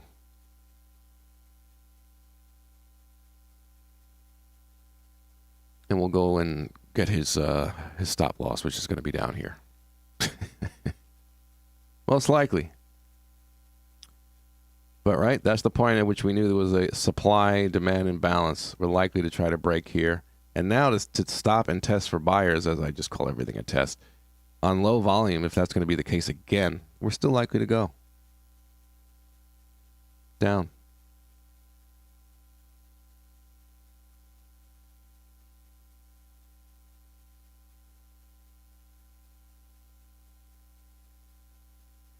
Again, we'll hit the 14 and see. Maybe they'll sell again here.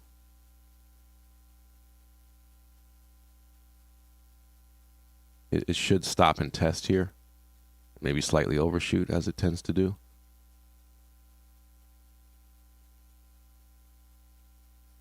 You kind of expect in this situation, unless the market's just going to be really quiet, right? See all this low volume stuff? It could be those things are quiet. But if not, we kind of expect that there's going to be some sell activity right here. That is going to get squashed because they see this lack of demand. They sold here, lack of demand, and they might pick it up right there and sell some more. If we don't get rejected here on selling, we're kind of just floating around, right? That's basically what the chart's saying. Even though there's lack of demand, we're just not seeing supply, and it's just going to be a lack of supply, lack of demand, quiet. But if they pick up some activity here and reject, then it's likely going to push lower.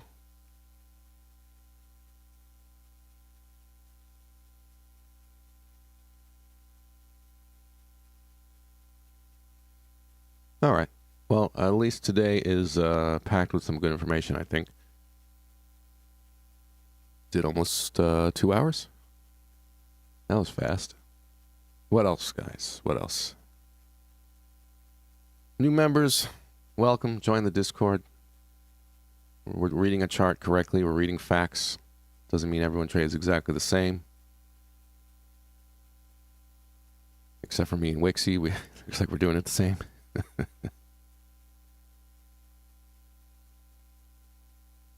Everybody else is great, too. I see. I was thinking about 5-minute charts. Those higher highs and higher lows can be considered uptrend in 5-minute trading, or am I wrong? You're talking about Bitcoin. Yeah. I mean, it's like the same way we're looking at the Forex here. And if you back out to the 1-hour chart, you look at the last week, too. Yeah, there's ranges, but obviously there's trendy scalps within that we've been doing. So, yeah. EJ scalp setup might be in order, waiting for price reaction to MA. Let's see. Ugh. So choppy, sloppy, but yeah. I mean, that's kind of the same story here, isn't it? Where it's likely moving down. We just don't have the cleanest downtrend whatsoever, really. Choppy, choppy. But yeah, same deal where you could get that. We could have better conditions than this. I mean, you know that. But we'll see if it gets there and tests and what it does.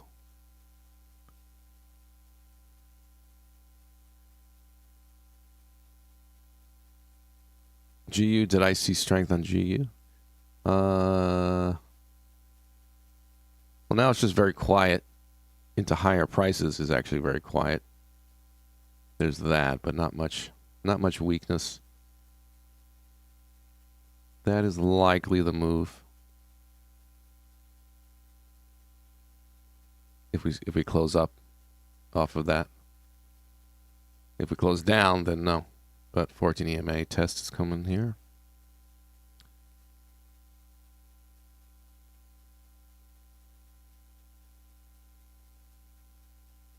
See what happens on this. It's sellers for the taking, but it's so choppy and quiet as volume dropped off, and there's barely any trend here. We may just get crap, you know. But there is a bit of an imbalance to the downside. Let's see if it even plays out.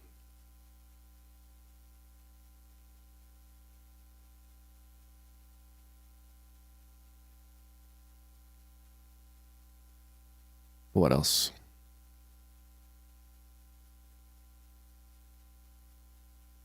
Oh, I missed that question there. With the Feds introducing CBDC, oh gosh. I see people flocking to Bitcoin again. Huh. The digital US dollar. Is that what that is?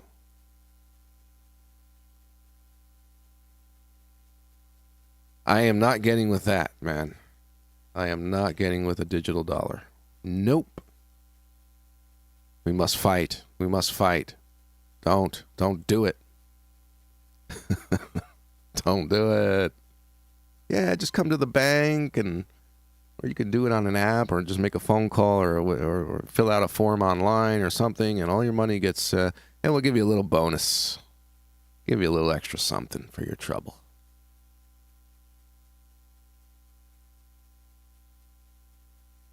McDonald's coupon or something. No thanks. No digital dollar. Please, no.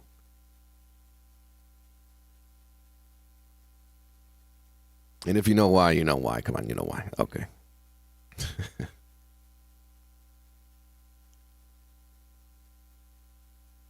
They won't even have to print anymore. They won't even have to pretend. It's going to be nasty if paper money gets banned. I know. I think they know that, though. Then again, they don't give a shit. And they seem to be in a rush. You know what I'm talking about. What's the rush, guys? Global domination. Hurry up. All right, I need to stop. I'm already shadow banned. All linked. Yes, sir.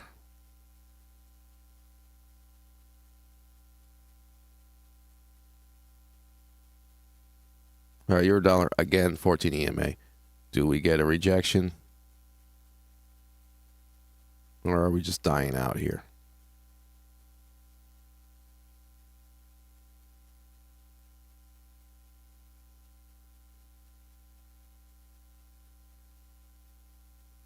Pipe. 1 minute. Ugh, not much going on. It's so quiet. Volume-wise. Compared to where we were.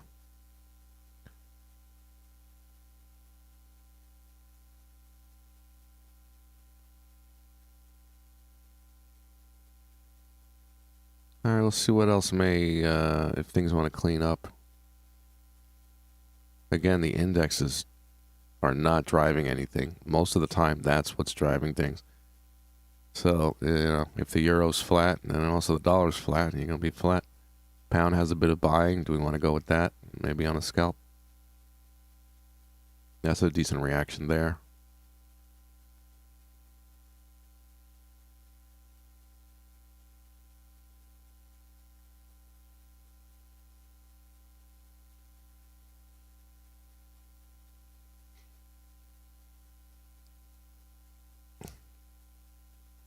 You're trying to get me started, aren't you? The plandemic, make money on vaccine. Yep. I know. We know.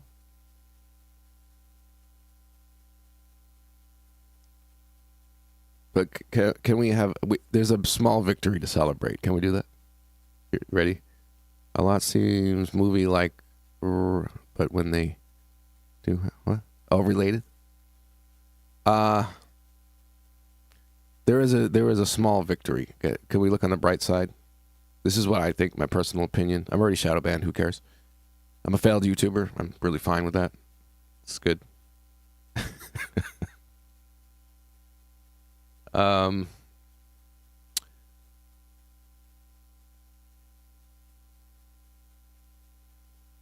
They got about 30% of what they wanted to get out of it. Out of the plandemic. They only got about 30% of what they really wanted to get out of it.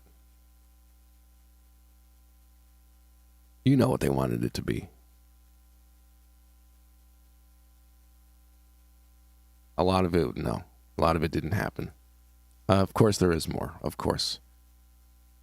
But I don't think anyone cares about the monkey thing. I see commercials about the monkey thing. But nobody's talking about it. Nobody cares.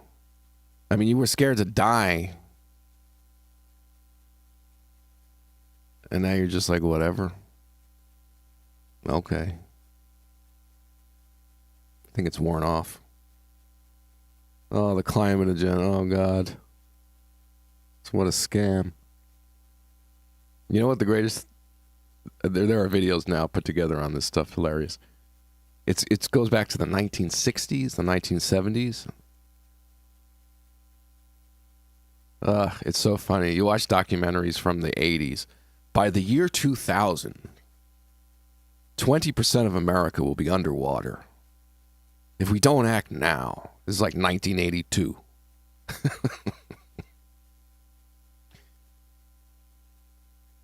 What a scam. How dare you?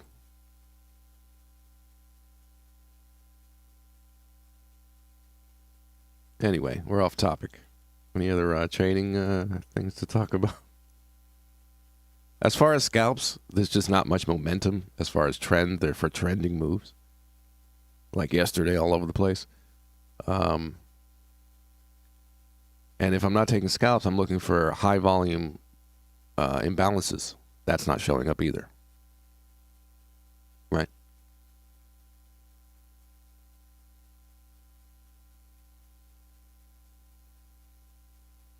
And this thing is bouncing not because buy activity showed up, right? Activity's low. Sellers just didn't take it. There's just not much going on. Yeah, it's moving up on low volume, moved down on low volume. It's just, where's the big activity? Either way, a bit of selling there. Is it still there? We'll find out. In this price area? Maybe, maybe not.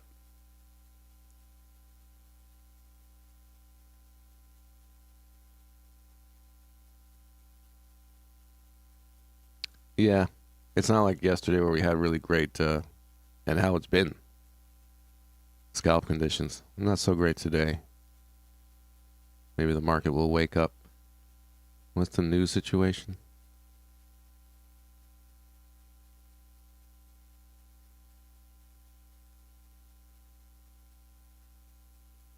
Got that now.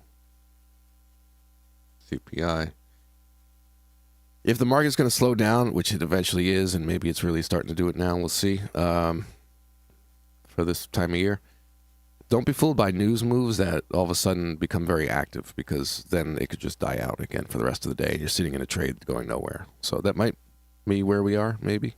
We'll see what happens today off of that.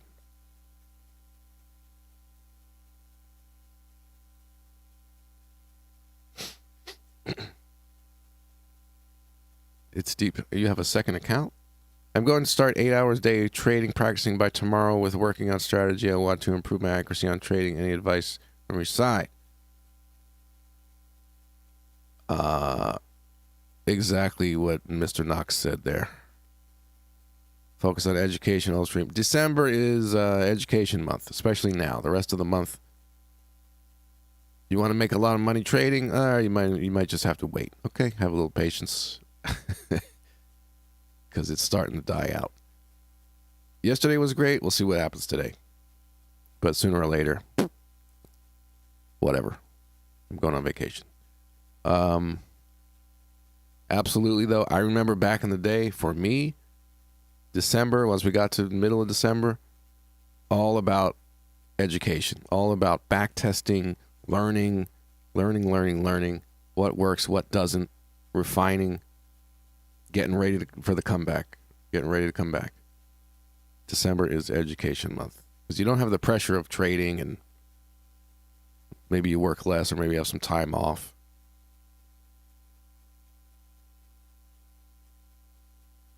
So between now and the first Tuesday in January, when we convene, you can fill your head up with the good stuff. Yeah, watch my videos, as I say.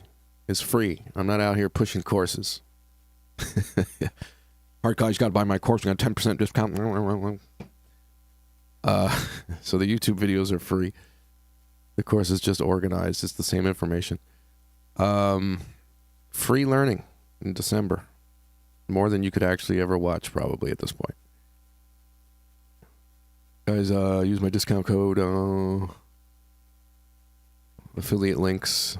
Use this broker so I could take a percentage of your deposit. Like, are these guys trading, or are they selling courses in affiliate links?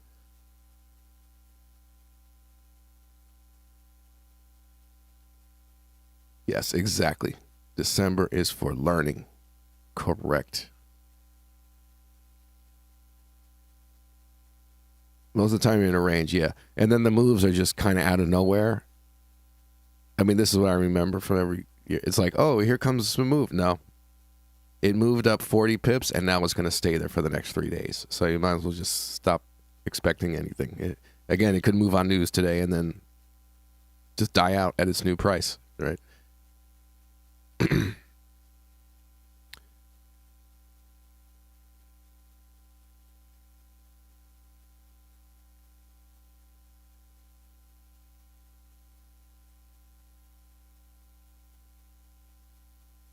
the, the courses and the affiliate links and the discount codes. Guys, join my members only special Pro Traders Club for the really good information that I don't tell you now. Join the Pro Traders Club. I call them fake traders, actually, sir. Their main earning is from selling courses, not from trade. Yes. If my main earning was from my YouTube videos and selling courses, I would be homeless. I'd be at work right now. Or I'd have to be sleeping so I could go to work in the morning.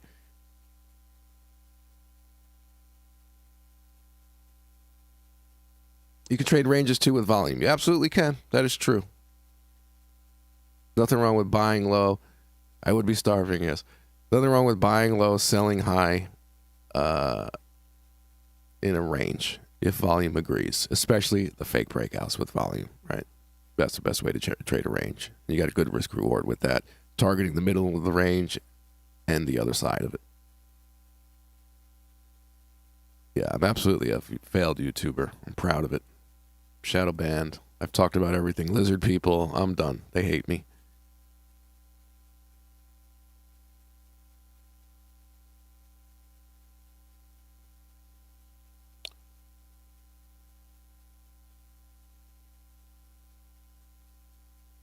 Yeah, even this, right? A lot of you know the scalps. It's not behaving that great, is it?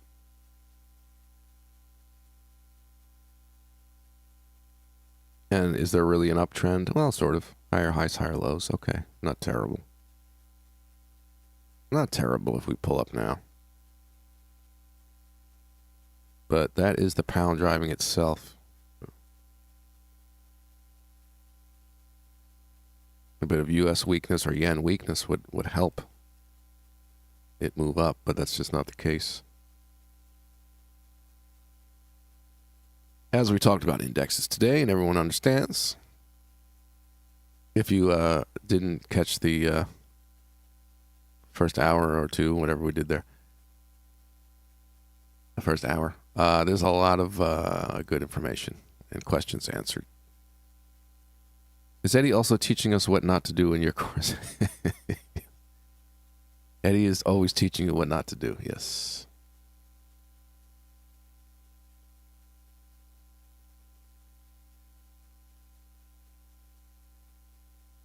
Well, selling didn't show up. Buying didn't show up. Dollar index is flat. Still in this range. Watch it not break again. 2 hours. Are we done? Is it done? Is it over? 2022?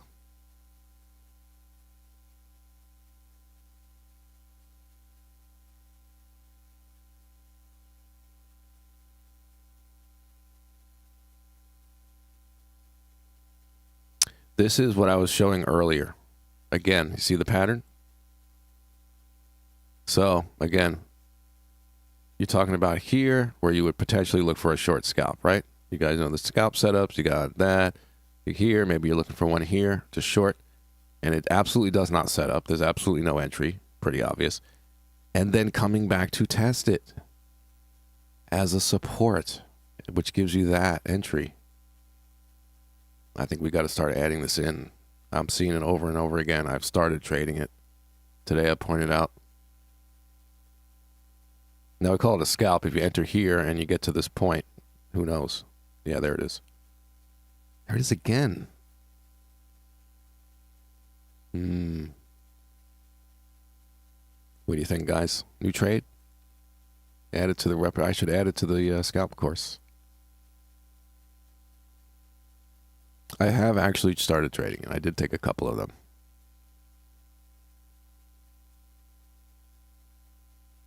Basically a failed swing. Yeah, I mean, structurally, I guess it's kind of obvious.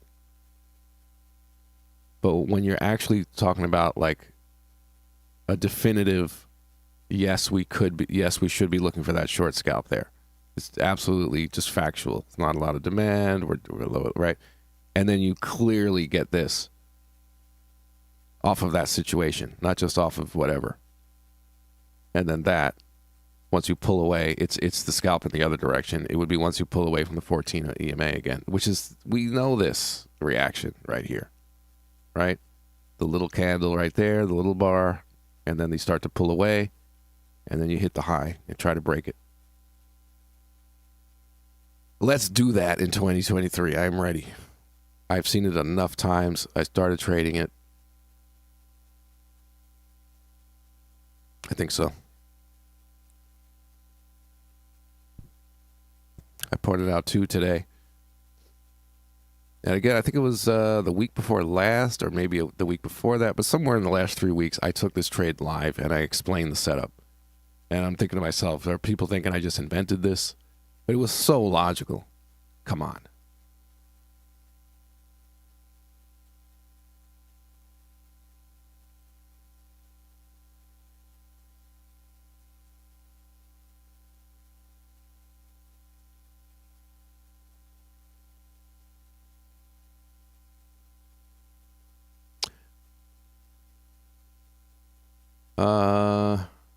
Wixie, you like it, right? It's clear cut. It's not weird. See, the thing is also, I was hesitating because, okay, I got everybody looking for a short here, and then all of a sudden, instead of saying does it set up or not, you're going to be looking at both directions. I just don't want to make it all like, well, okay, 14 EMA, I'm buying or I'm selling or I'm doing something. I'm over eager to tell me which way to go now. You know what I mean? But when you're clearly not doing the short setup, and then you're clearly doing that, okay, it's almost like, yeah, you know what, just look for the short. And if it doesn't happen, and this happens to occur, okay, then you have that. And again, it's one of those quick things where off of this pattern, you're likely to get to try to break this high, and then from there, who knows? And that's why it's a scalp. You can close half, put your stop at break even, whatever, you know.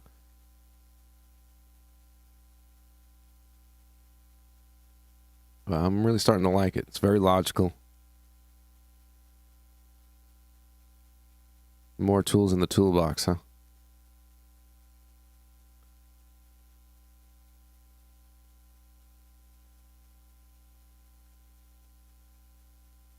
All right, good educational live stream today. December is Education Month. Soak it all in. Back test.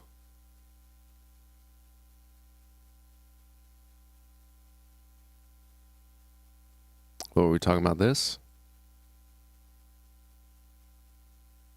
Ugh, it's not a downtrend. I'm going to stop trying to scalp when the conditions are wrong. It's supposed to be a downtrend. This thing just died in activity. Sellers didn't take it. Buyers didn't take it. It's floating up on very low volume. It's not like this markup sort of good stuff. Just back into this chop.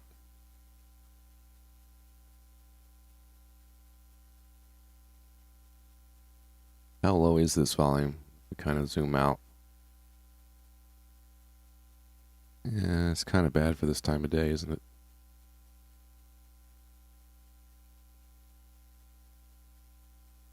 Oh, there goes that.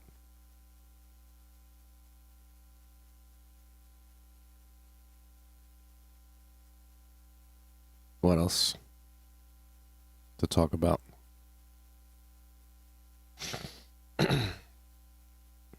Right, I'm going back to watch your course. All right, Mr. Knox. This choppy is painful.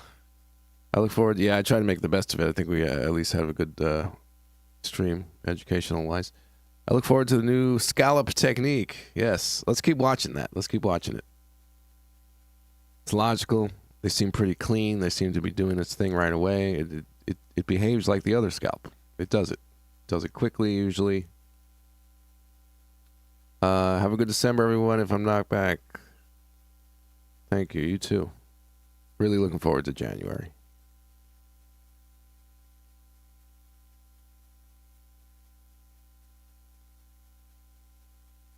I get really bored by the end of December. Like I say, luckily I have some music projects to work on. Perfect timing.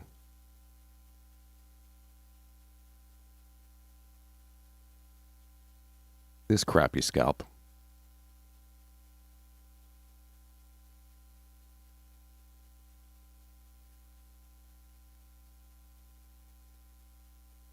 Yeah, can't say it's right. Really can't.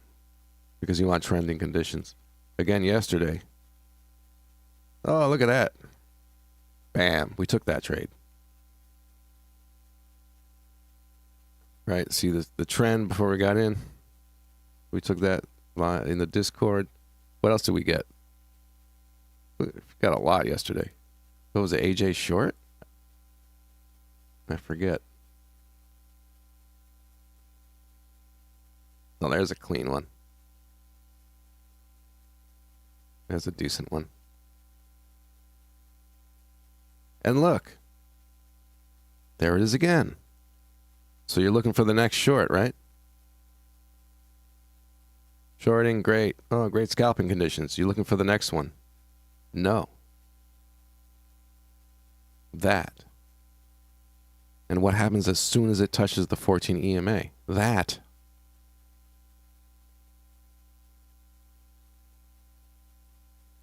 There it is again. Why does it take me so long to notice these things? It's taken me 15 years to notice that. All right, cool.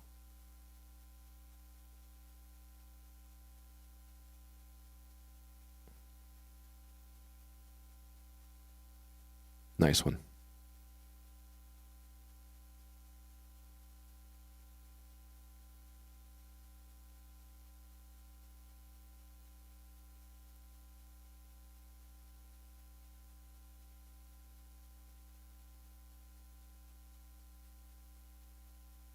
So as soon as the dollar and or the yen index starts moving as a summary of information about what they are doing, not as a predictive tool, but as soon as they can get out of their range and their shrinking range, then maybe you got something going on.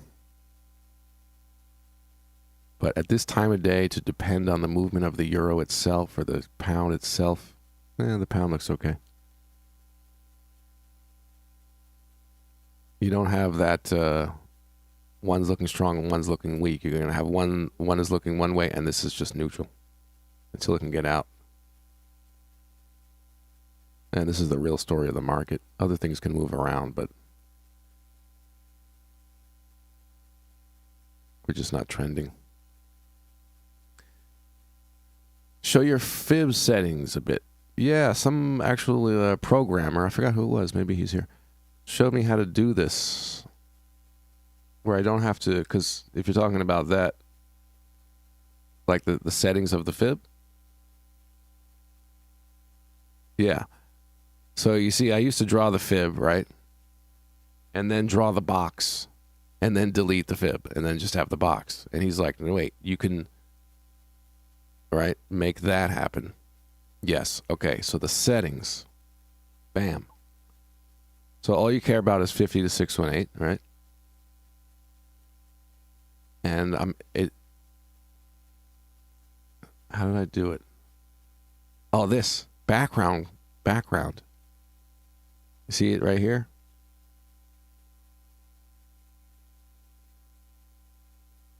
So you got that.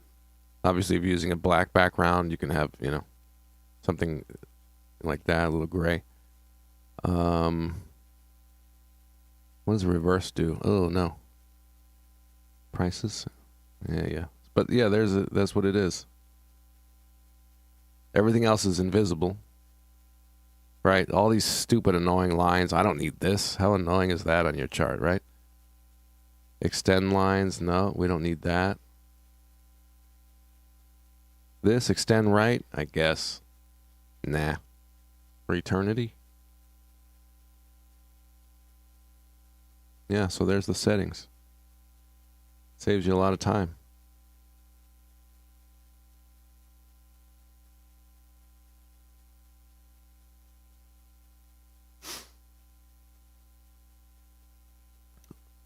Why don't I use MT4, MT5? Oh, I loved MT4. I loved it.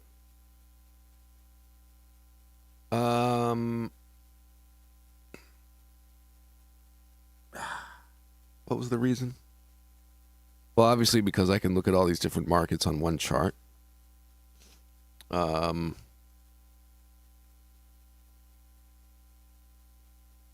was actually, because I liked MT4 so much, or MT5, I had this chart open for like cryptos and anything else besides Forex, and then my MT4 open as well. It was very taxing on the computer while I was streaming, even though it shouldn't have been. I don't know why. So there would be like a lag starting to happen on my screen and all that. So I'm like, all right, let me just get used to this. Yeah. Oh, I love MT4. Those were the days. But I got used to this finally.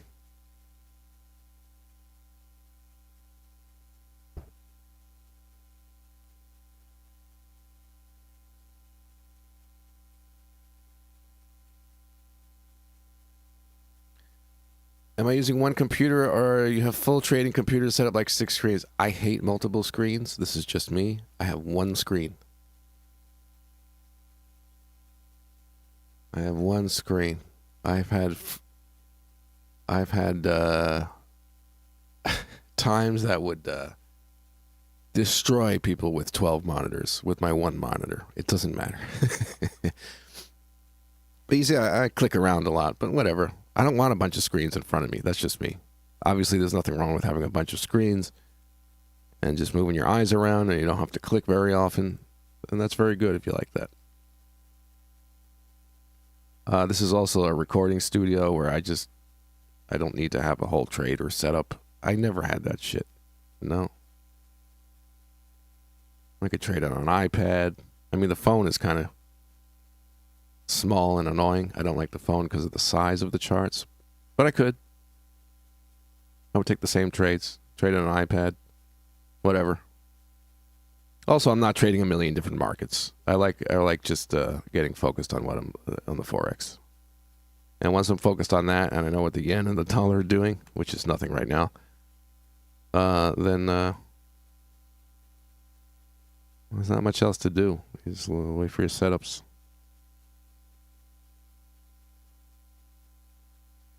No, nothing fancy.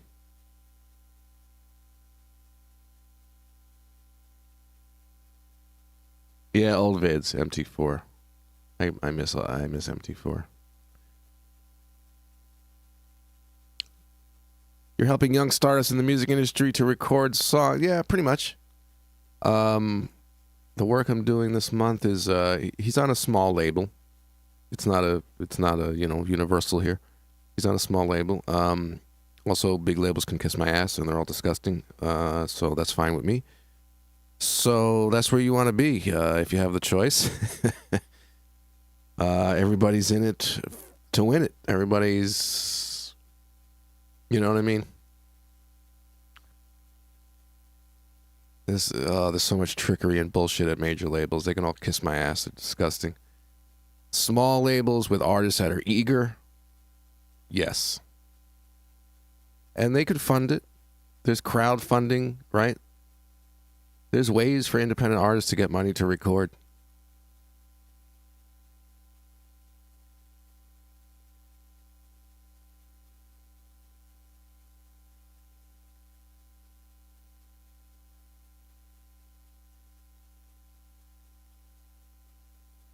Come on, the entertainment industry, you already know. You already know.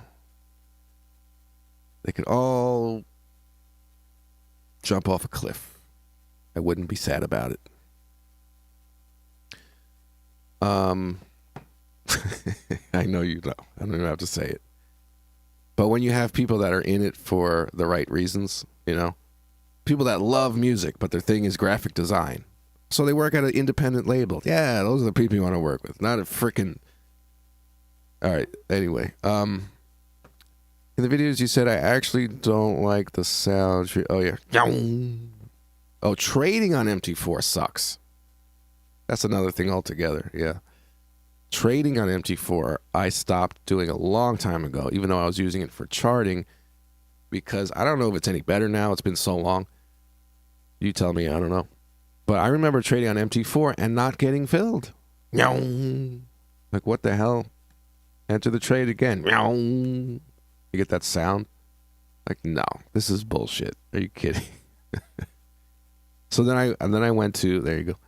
Then I went to, started to use the platform that the brokers provide, and it's so much better. Yeah, no problem. This is the platform from the broker, not the broker on MT4. And then the problem's went away, obviously.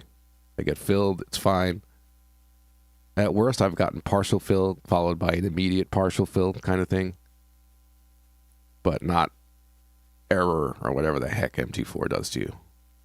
Quick partial fill is fine. I can live with that.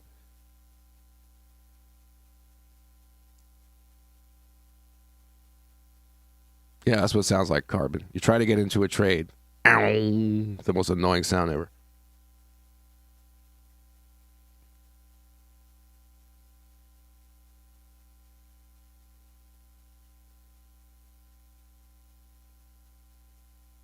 What else today?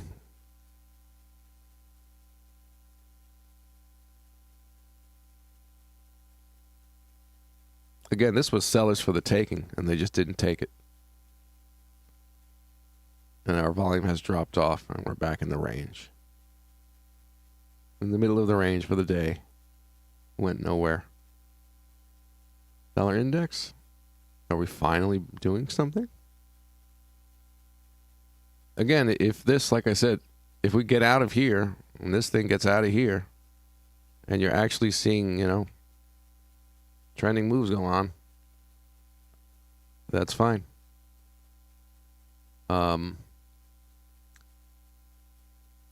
Bearish US dollar will give, dollar index will give perfectly good help to your long scalps if that's what it wants to do here.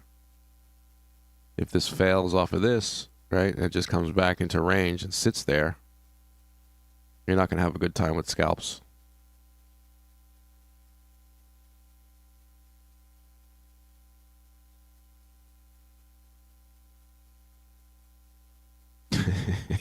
You guys know the noise, so it must still be doing it.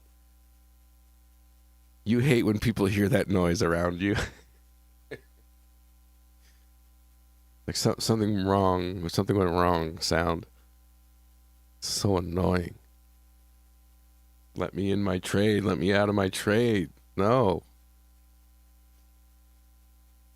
Bad feelings associated with that sound.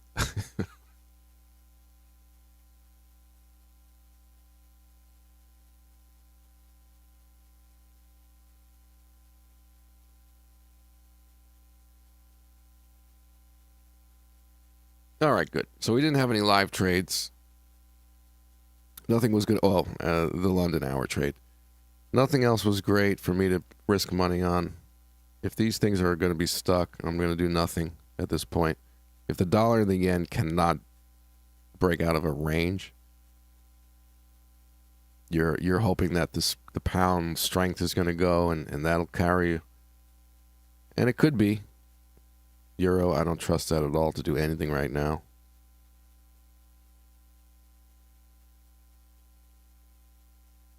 But ideally, high probability stuff, you want these guys, one or both, trending. Because again, this is just a summary of the yen versus everything. Some sort of mathematical equation. It's a summary. So any movement going on is not yen driven. You can quickly conclude that. I'm glad we covered the index discussion today. People were asking.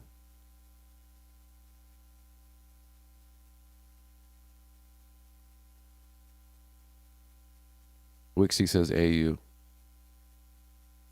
You took it? There's the pattern. There it is again. Did we already look at this one, or is this another one? Well, in this case, yeah. There it is again. Wow. Is that the same one? Wow. There it is again. I think that's the same one we looked at. Or was it AJ? No, yeah, that was the one. Yeah. So that closed there. Right. We did look at it, yeah.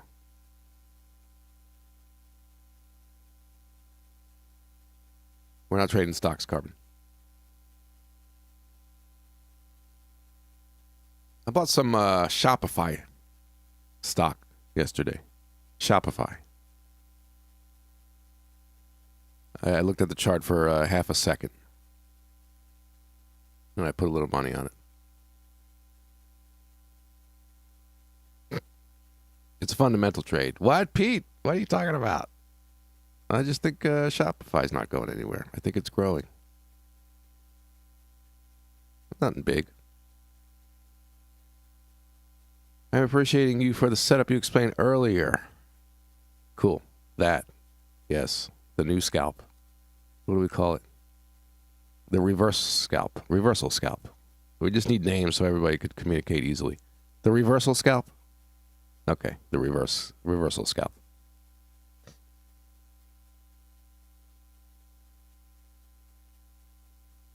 The chart is moving up. The chart itself is moving like that. And the chart moves down.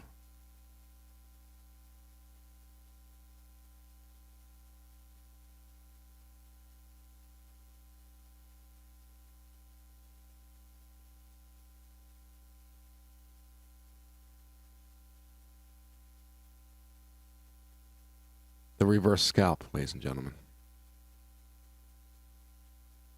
2023. Let's get it. Another tool. It's freaking everywhere. It's everywhere. Once you see it, you can't unsee it. Look. Oh, you're looking to take this scalp, huh? Right? Trending down. Ooh, nice. Let's look for the next one. No. It did that instead. That gives you that. Bam. Oh, my God.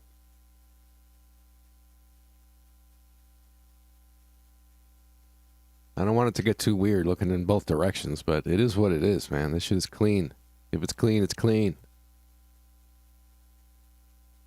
Reversal scalp.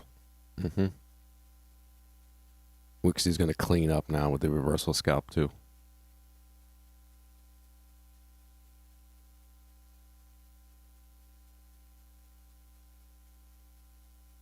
So that means this might do it. Okay, here's another potential, right? I'm not trading it, but let's see. So you're here. Well, it's a double bottom, but whatever. It's a little different. You're looking for the next leg. The chart says no. Don't trade it. It does this, and then we come back to here for that. And as soon as you test that and start to pull away from the test candle, you're looking for your entry. Test bar, test area. The small bars that tend to happen here, and then pull away. You know it if you have the course. Okay. Let's see what happens there. It's not the cleanest thing in the world, yeah, but, you know, we're observing.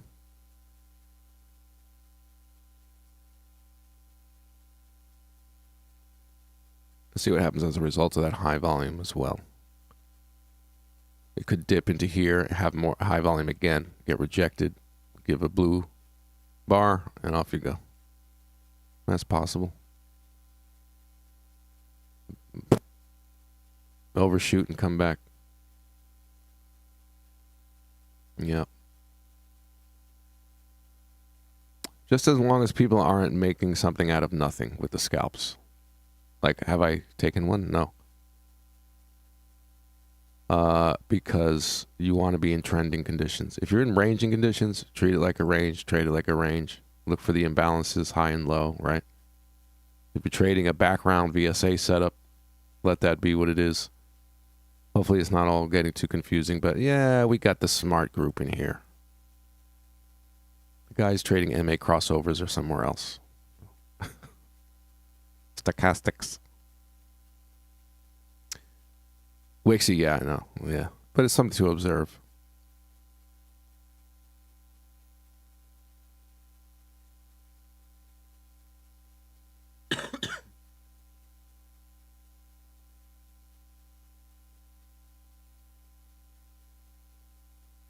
What else?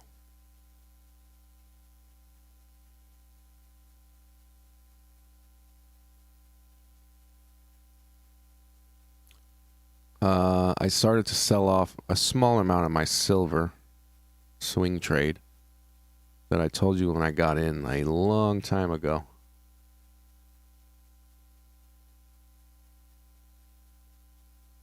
Where did I get in? Over here.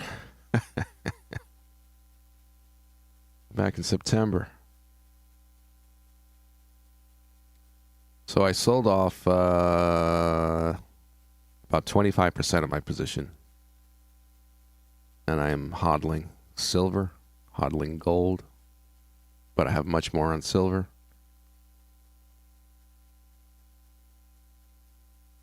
What else? Oil. I am accumulating. I started buying. Again, swing trading, swing trading. Oh, that was nice yesterday. I'm swing trading. I don't watch it constantly. What was the reason here?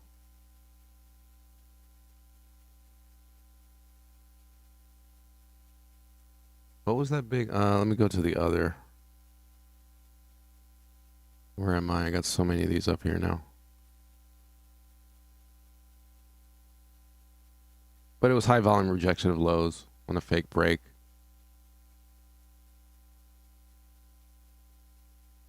I told you at the time. I think it was this day. On a fake break of that low. So I'm accumulating. I have bought some. If we go lower, we have all this to wait for and see. What else? How's my Shopify? I just think they're going places, Shopify. I don't think they're going anywhere anytime soon. And it's pretty low right now. I'm just talking. I bought a little bit, not a lot.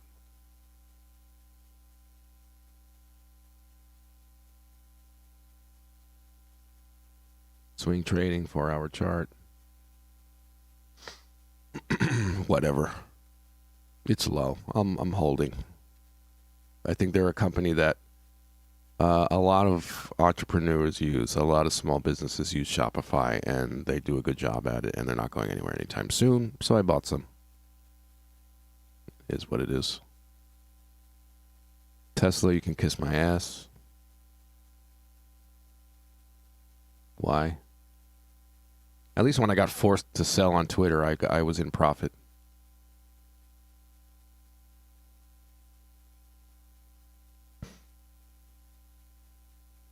This, I'm hodling. Come on, Elon.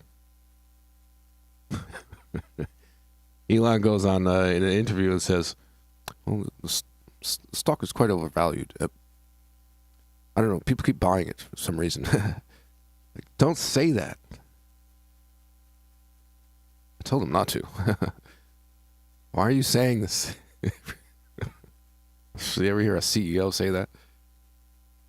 I don't know why people buy the stock. It's way overvalued. I told him to stop.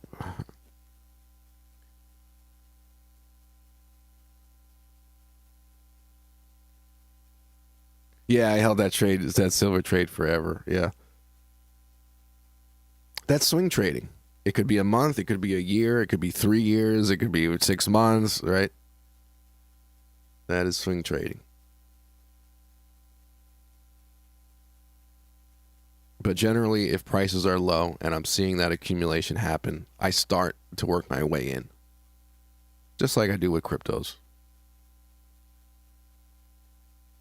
So if the thing ever ends up back at its average price, historically, its average middle ground price, good. I'll be in profit. Nice profit. That's it. Doesn't have to go to the moon. You know, what I'm holding, which is a little scary, is Spotify. Come on, Spotify.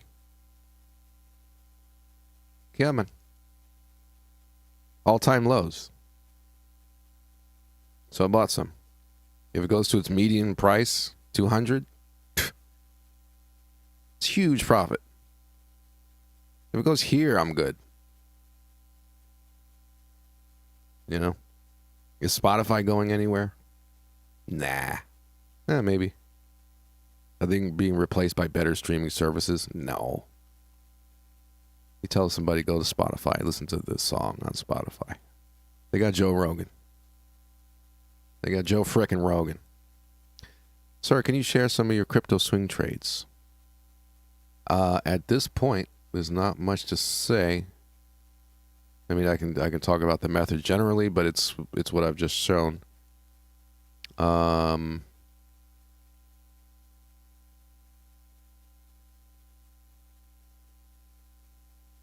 Basically, it's the same thing where I'm scaling in and scaling out. So lower prices on strength, higher prices on weakness is when I start to get out. And at this point, you say, oh man, that's just terrible, right? But I was able to buy a good amount, 19, 20. That's where I did a lot of buying. Yeah, that's when you want to buy. Yeah. Chart goes in two directions, right? Up and down, both. But it's basically, if we're talking about the swing trading stuff, I don't really go below 4-hour chart is home base, right? So at this point, I bought what I'm comfortable buying. If it does another leg down, I will wait for the high volume. I don't try to catch it while it's falling or get the absolute lowest price or anything crazy like that.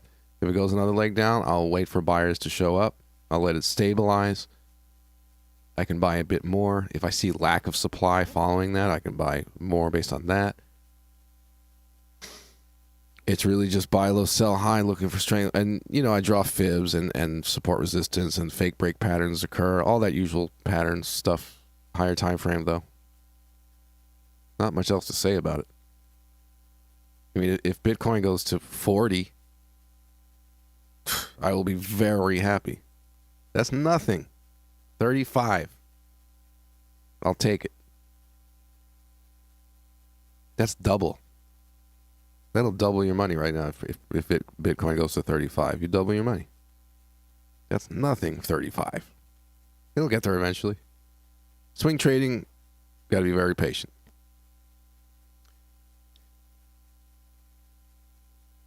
Buy the course to be able to ask questions. You guys are going to buy the course and 10% discount code, affiliate links. Join the Pro Traders Club for $99.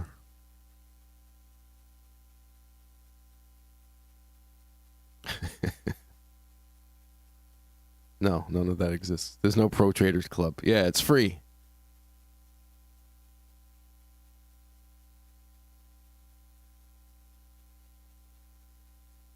All right, what else? Again, since I'm not too excited about trading in this condition, look at this thing. It was good to talk about all this stuff today. Educational. December is Education Month.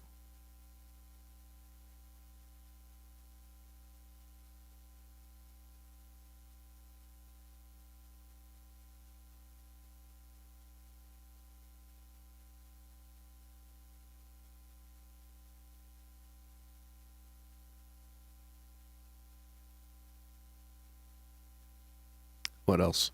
Oh, we were talking about that pattern maybe occurring here, even though it's choppy, sloppy, so not so great. Where else were we talking about it? That one already happened. There's that one.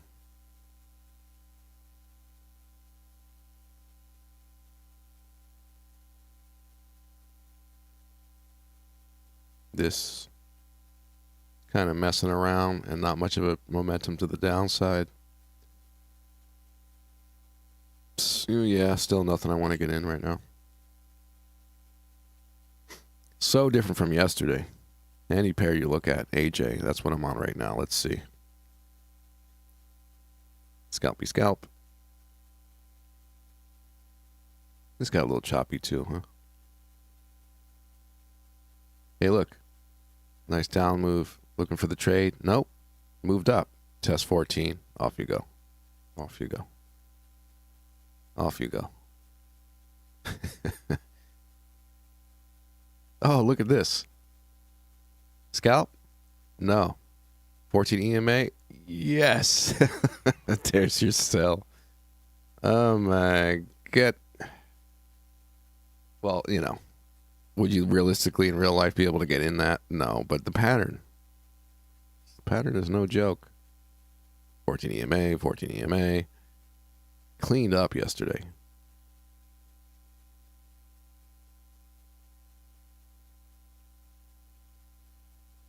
That's what it's been for a little while.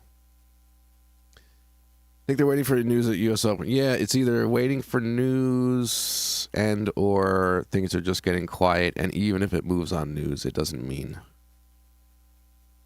it's going to be normal for the rest of the day even. I'm not sure I trust it anymore. It might be time. But what's the calendar looking like? Okay. Yeah. This is the last normal week,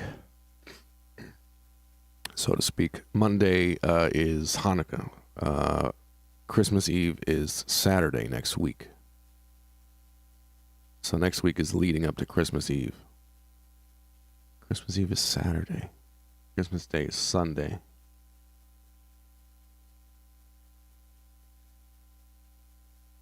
And then you have another week, New Year's Eve on Saturday.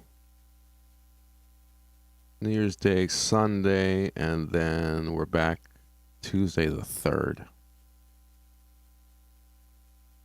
And 3 weeks?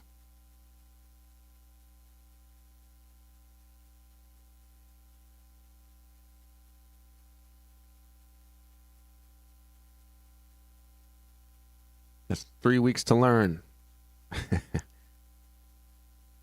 It's going to be taking the highs and lows and go nowhere eventually, in my opinion. Yep. Fake breakouts that go nowhere. Yeah. Definitely could do that.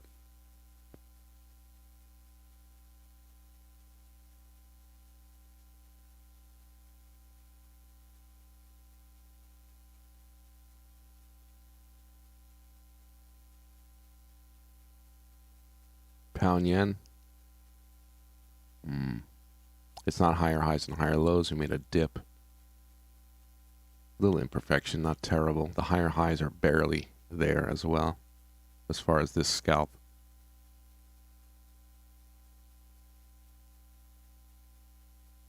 It's okay. It'd be better if we had a trending, better trending environment. And if we're talking about buying against the yen, we want the yen to move down. It's not doing anything.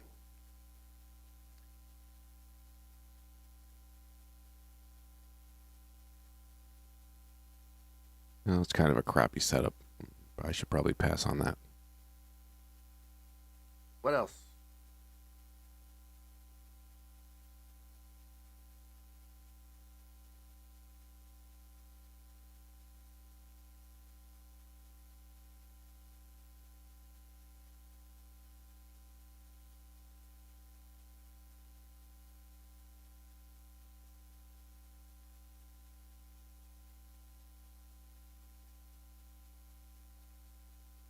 All right, maybe we'll end it.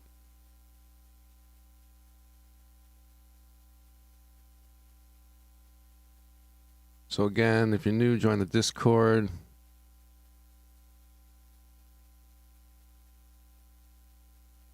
It's good stuff in there going on. What else? Watch my YouTube videos, learn for free. What else? For people who've been trading my stuff for a while, keep an eye out for the reverse scalp. Maybe we'll be hitting that one in January. So like a reverse up thrust, widespread leading to climactic action.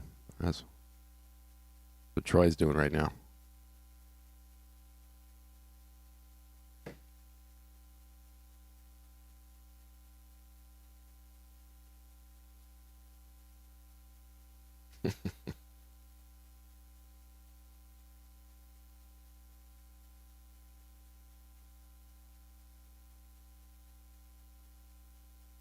All right, I'll end the stream. If you joined late and you're following my stuff, it would be actually worth watching this stream. You know, you could play it at like higher speed, like 125 or 150. I'd be talking like this. But I think somebody mentioned that one time. Like, you know, that actually makes sense. You can listen. You can watch the stream at a higher speed. But there's a lot of good stuff today. We talked about the indexes, what their purpose is, whatever else. Answered questions. That was good stuff. And Akbar. That's right. Damn, you have been around a while, man. That was back in the day. What's an Akbar? One of these bars is an Akbar. That means it's a trap. Thank you so much, Ezra. Very welcome. My pleasure. This makes trading for me more fun. I'm doing some positive vibe. Whatever mood I'm in, once I start doing this, streaming, hanging out, all your troubles vanish. It's fun. Thank you. It's a trap. Yeah, if this pops up and it's highest volume of the day and it gets squashed down on a fake breakout, it's an Akbar. There you go. All right, very good. Add that to the software. It's an Akbar. Tom, did you talk about Akbars? It's an Akbar, really. It's just the market doesn't like them very much at all. Yeah. Observe. See if it comes back to life. Dollar index, yen index, yeah. All right, guys. I'll pop in the Discord, especially anything of interest.